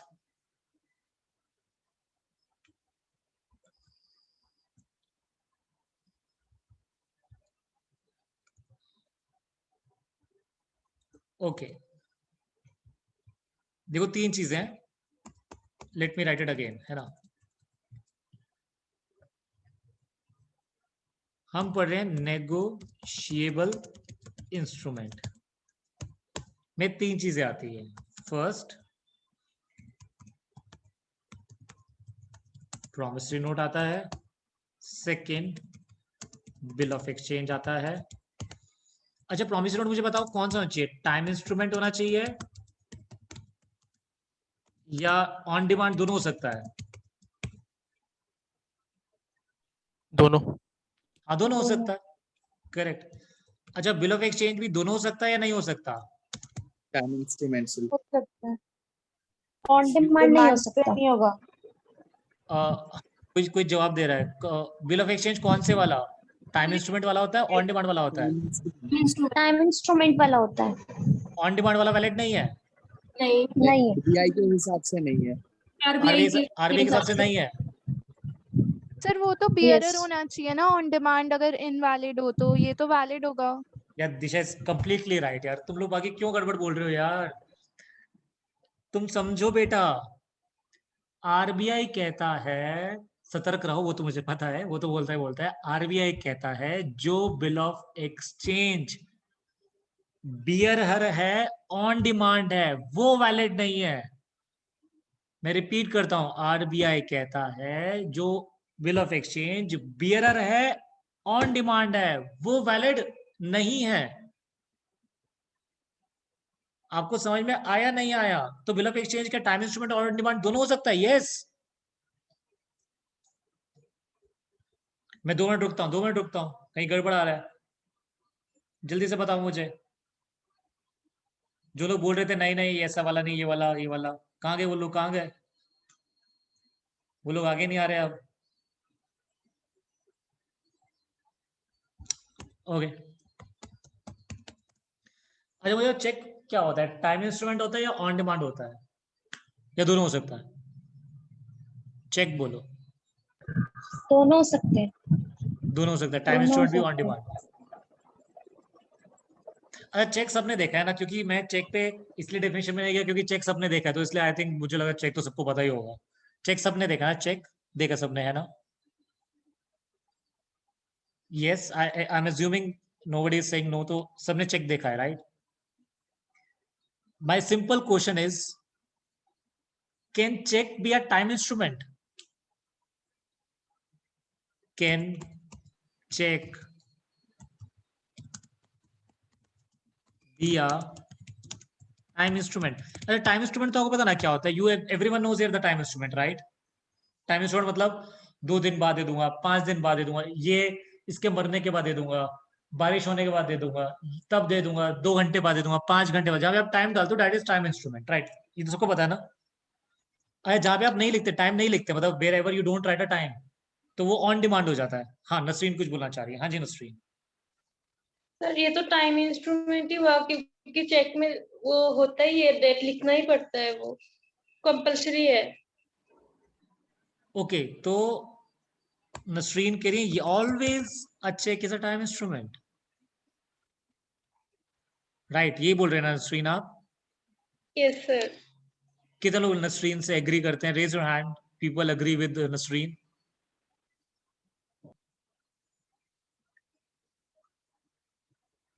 नसरीन सिर्फ रुचिका आपका साथ दे रही है, nobody else is with you. Nasreen, Ruchika ने भी हाथ नीचे कर लिया। अरे कितने लोग कहते हैं Nasreen is not right? No no no no, she is not right, she is not right. अरे नसरीन, मजे की बात ये है, कुछ तो लोग ऐसे जो कुछ बोल ही नहीं रहे, कह रहे कोई बात नहीं, छोड़ो, लेट इट बी। कितने लोग कहते हैं नसरीन इज नॉट राइट? पहले अंशुमन से पूछते हैं। Anshuman, why, what do you think, why Nasreen is not right? Check is always on demand. Okay, ओ नया आंसर आया। और cheque is always on demand instrument. कितने लोग अंशुमन से एग्री करते हैं? ये अंशुमन ने बोला, अंशुमन स्टेटमेंट। कितने लोग अंशुमन का स्टेटमेंट से एग्री करते हैं? नसरीन, आप अंशुमन के स्टेटमेंट से एग्री कर रहे हो? नहीं सर। हाँ तो फिर हाथ नीचे करो ना बेटा। People who agree with the Anshuman statement, check is always on demand instrument. So there are 4 people in the class who agree with Anshuman, including Anshuman, 5 लोग हो गए। तो मतलब 15 लोग को लगता है अंशुमन का स्टेटमेंट राइट नहीं है। तो चेक टाइम भी हो सकता है, ऑन डिमांड भी हो सकता है। ये कितने लोग एग्री करते हैं?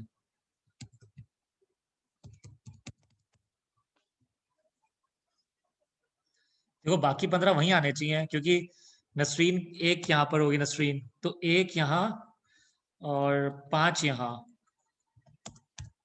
6 तो बच गए 14 कुछ, ऑलमोस्ट बच गया 14 16 जो भी। अच्छा, देयर आर पीपल हु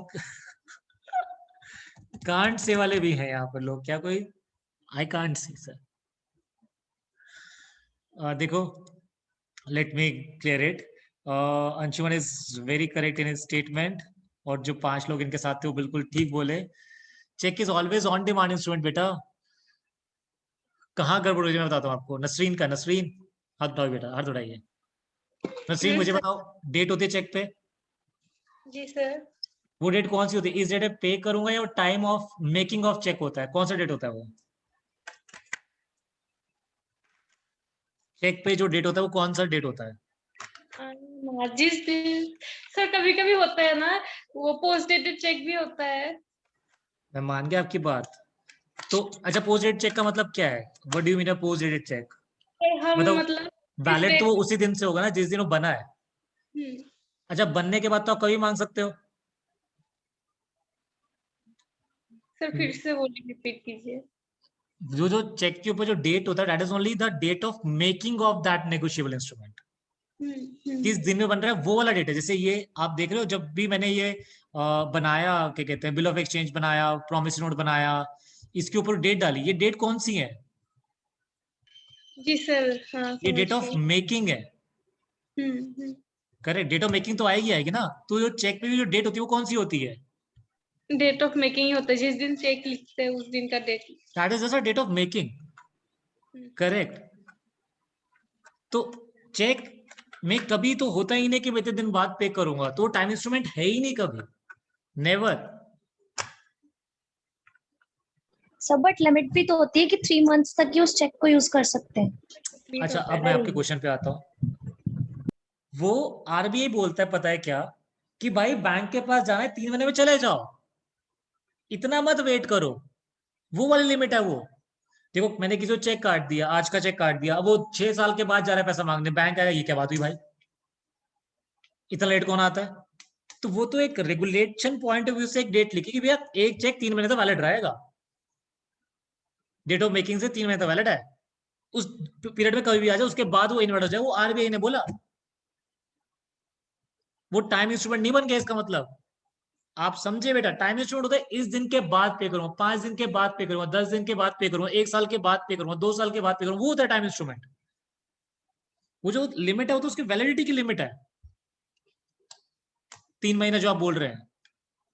अब वो क्लियर हुआ नहीं हुआ? सर एक बार आप फिर से बोलिए ना। चेक, देखो पहले तो मैं क्लियर करता हूँ, check is always on demand instrument. यहाँ तो समझ में आया आपको महिमा?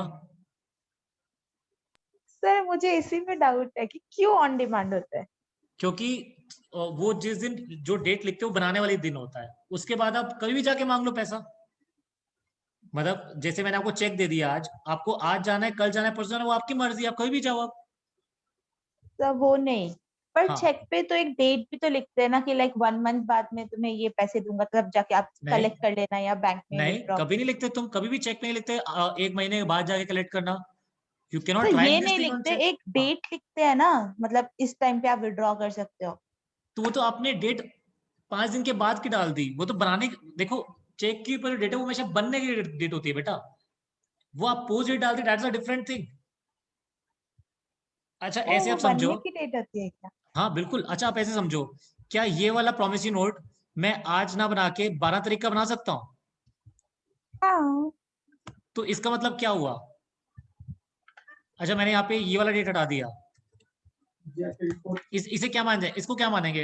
ये टाइम इंस्ट्रूमेंट है, आज 10 तारीख है, टुडे 10th, ये को आज तो वैलिड ही नहीं है ये, क्योंकि ये बना 12th को है, तो आज तो वैलिड ही नहीं है ना, 11th को वैलिड होगा क्योंकि 12th का डेट है, तो 12th को ये क्या बन जाएगा वैलिड। और ये कौन सा है, ये ऑन डिमांड है या कौन सा, ये ऑन डिमांड है। सी आपको क्लियर हो महिमा? महिमा जो डेट होता है चेक के ऊपर, that is the date of making of the check, वो Okay. बना कब है। अगर मैंने आपको आज 10 तारीख को 15 तारीख का डेट डाल के आपको चेक दे दिया, तो क्या माना जाता है मैंने कब बनाया, 15 को या 10 को? 15 को, that is the date of making of the check. अच्छा वो 3 महीने कहां से शुरू होते हैं, जिस दिन जो डेट लिखे थे उस डेट से, या जब मैंने आपको चेक दिया उस डेट से? वो लिखे होते हैं उस डेट दिन। ऑफ मेकिंग, उस डेट से 3 महीने शुरू होते हैं। Okay. एक ही तो डेट होती है, डेट ऑफ मेकिंग, 2 डेट ही नहीं होती उसके अंदर। अच्छा आप ऐसे समझो, एक और तरीके से समझाता हूँ महिमा आपको। टाइम इंस्ट्रूमेंट में एक डेट होती है, 2 डेट्स होंगी, कितने डेट्स होंगी? टाइम इंस्ट्रूमेंट में एक। टाइम इंस्ट्रूमेंट बेटा 2 डेट्स होंगी। अच्छा। कौन कौन सी बताओ? एक तो किस दिन बनाते हैं, 30 दिन बना, और एक जिस दिन वो क्या होगा, पे होगा। On 17th May 2021। आपको समझ में आया? Yes sir. अगर एक ऐसा इंस्ट्रूमेंट जिसमें एक ही डेट है बनी हुई, जिसमें जिस दिन बना है वो डेट है, ये कौन सा इंस्ट्रूमेंट बन जाएगा बेटा? डिमांड। On demand. अब वो क्लियर हुआ नहीं हुआ अभी? सर हो गया। अब चेक बताओ, चेक में 2 डेट होती है, एक डेट होती है हमेशा? एक डेट होती है हमेशा। तो वो कौन सा हुआ, ऑन डिमांड या time instrument? On demand. On demand, correct. Okay sir. Okay, कोई और डाउट यहाँ तक? हाँ हाँ जी नसरीन बताइए। हाँ पोस्ट डेटेड चेक में जो डेट लिखा हुआ होता है वो माना जाता है कि उस दिन हम लोग चेक इशू किया ना, date of correct making. Correct correct correct, totally correct. Okay, अब मैं एक और चीज सबसे पूछता हूँ, यहाँ तक तो चेक का क्लियर हो गया आपको। मुझे बताओ चेक जो आप देखते हो, और सबने देखा है check, check is always check क्या एक ऑर्डर इंस्ट्रूमेंट है या एक प्रॉमिस है to pay? What is a check? Check is a promise to pay और order to pay? Order. Order is always order to pay. Correct. Check is always order to pay. यहां पे जिसको आप order कर रहे हो, बहुत ध्यान सुनो मेरी बातों, बहुत बहुत बेसिक बातें कर रहा हूं मैं। जिसको आप ऑर्डर कर रहे हो पे करने के लिए, वो कौन होता है हमेशा? वो कोई भी हो सकता है। Bank sir. बिल्कुल करेक्ट, बिल्कुल अच्छा जवाब दे रहा पीयूष बेटा, मजेदार जवाब आ रहे हैं। Check is always order to pay. Drawee जो होता है इन केस ऑफ चेक, वो हमेशा कौन होता है? कस्टमर। हमेशा बैंक होता है, always a bank. Very good. एक और क्वेश्चन, चेक में तो मतलब चेक अगर मैं बोलूं, क्योंकि चेक भी एक ऑर्डर टू पे ऑर्डर है किसी को पे करने के लिए, तो check is also a bill of exchange.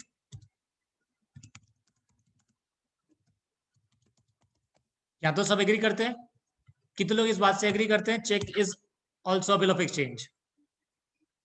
क्योंकि एक ऑर्डर इंस्ट्रूमेंट है, इसको पे कर देना जाके, इसको पे करना मेरे बिहाफ पर।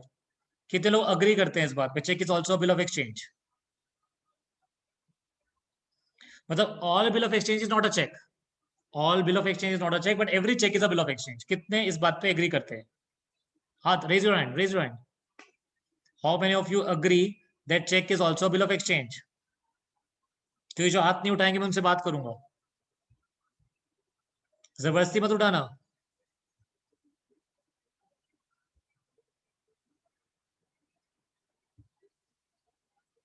Raise your hand, raise your hand जो कहते हैं check is always a bill of exchange.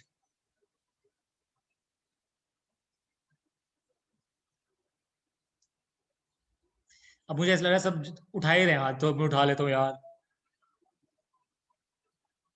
Manisha ने हाथ नहीं उठाया अभी तक, अच्छा, उठा लिया। नसरीन ने हाथ नहीं उठाया अभी तक, नसरीन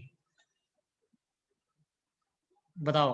अच्छा, नसीर ने हाथ उठा लिया। नेहा ने हाथ नहीं उठाया अभी तक, नेहा बताओ मुझे, why check is not a bill of exchange? Neha हाथ भी नहीं उठा रही, बात भी नहीं कर रही, कह रही मैं नहीं बात करने वाली सर आपसे। ओके, पीयूष, पीयूष सिंह नहीं हाथ उठा रहे हैं। हाँ जी पीयूष, अच्छा पीयूष ने हाथ उठा लिया। हाँ बिल्कुल ठीक है, सबने हाथ उठा लिया, very good. Check is also bill of exchange. Okay,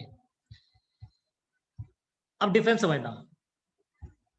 bill of exchange में तो आप ड्रॉई से एक्सेप्टेंस लेते हो, correct? You take a acceptance from drawee in case of a check, correct? ऐसा होता है क्या? बिल ऑफ एक्सचेंज में ऐसा होता है क्या? चेक में ऐसा होता है क्या? चेक में you take the acceptance from the bank, drawee से एक्सेप्टेंस होना होता है उसमें? होता है, नहीं सर। ओके, पता नहीं। डिसऑनर हो जाता है ना कभी कभी चेक। No, वो दैट्स अ डिफरेंट थिंग। मतलब एक्सेप्टेंस का जरूरत होता है, जैसे बिल ऑफ एक्सचेंज को आपको एक्सेप्टेंस कराना होता है विद ड्रॉई, तभी उसका लायबिलिटी आता है, तो ड्रॉई का लायबिलिटी नहीं आता। तो नहीं, क्या ऐसा नहीं होता। इसमें ऐसा होता है? मतलब क्या इसमें भी ड्रॉई एक्सेप्ट करता है?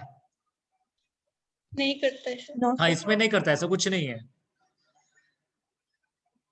बिल ऑफ एक्सचेंज में ड्रॉई एक्सेप्ट करता है, ड्रॉई की लायबिलिटी प्राइमरी होती है। अच्छा, इसमें चेक में ओके ओके ठीक, ओके शिखा, 2 मिनट, लास्ट क्वेश्चन सिर्फ। मुझे बता, चेक में मेरे को क्वेश्चन बुला दिया। चेक में मैं क्या पूछा तुम लोगों से? इशिका, तुमने मुझे क्वेश्चन बुला दिया, तुम बताओ क्या क्वेश्चन था?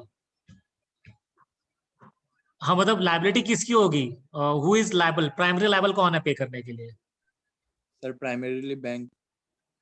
प्राइमरी लायबिलिटी बैंक का है टू पे, टू क्लियर अ चेक। हाँ सर, अगर बैंक से अगर कुछ हो जाता है तो फिर वो जिसने ड्रॉ किया है वो पे करता है। बिल्कुल नहीं पीयूष, बिल्कुल भी नहीं बेटा। लेट सपोज करो अगर आपके बैंक अकाउंट में पैसा ही नहीं है, तो क्या ड्रॉई इज लायबल टू पे? सर वो तो मतलब एक्सेप्शनल केसेस है ना, अगर एक्सेप्शनल है। क्यों बेटा? हाँ, अगर देखो, अगर है तो मतलब ड्रॉई की लायबिलिटी कब है? मतलब ड्रॉई की लायबिलिटी कंडीशनल है in case of a check, या ड्रॉई की लायबिलिटी हमेशा है पे करने की? When is drawee liable to pay? Conditionally और अनकंडीशनली? कंडीशनल। कंडीशनली। कब पे करेगा वो? तो जब अकाउंट में पैसे होंगे। करेक्ट। बिल ऑफ एक्सचेंज में ऐसा था? नहीं था। आपको डिफरेंस समझ में आ रहा है दोनों में, चेक और बिल ऑफ एक्सचेंज में?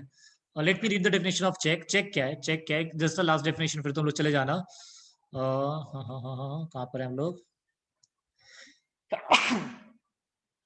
आई होप ये नॉर्मली हो। Check is a bill of exchange. Yes, it's always drawn on a banker. Draw is always a banker, and it's always on-demand instrument. आपको डेफिनेशन समझ में आया? Check जो होता है वो एक हमेशा बिल ऑफ एक्सचेंज होता है, जो स्पेसिफाइड बैंकर के लिए होता है। Draw is always a banker and which is always payable on demand, और किसी भी तरह से पेबल नहीं होता, उसको हम बोलते हैं चेक। अब वो क्लियर हुआ या नहीं क्लियर हुआ? डेफिनेशन अगर वो क्लियर हो गया तो विल एंड द क्लास, और हम लोग चलते हैं अभी। हम लोग नेक्स्ट क्लास में मिलेंगे। Bye bye sir. Bye bye. और अगर नहीं बाय हुआ बाय तो सर। बाय, अगर नहीं हुआ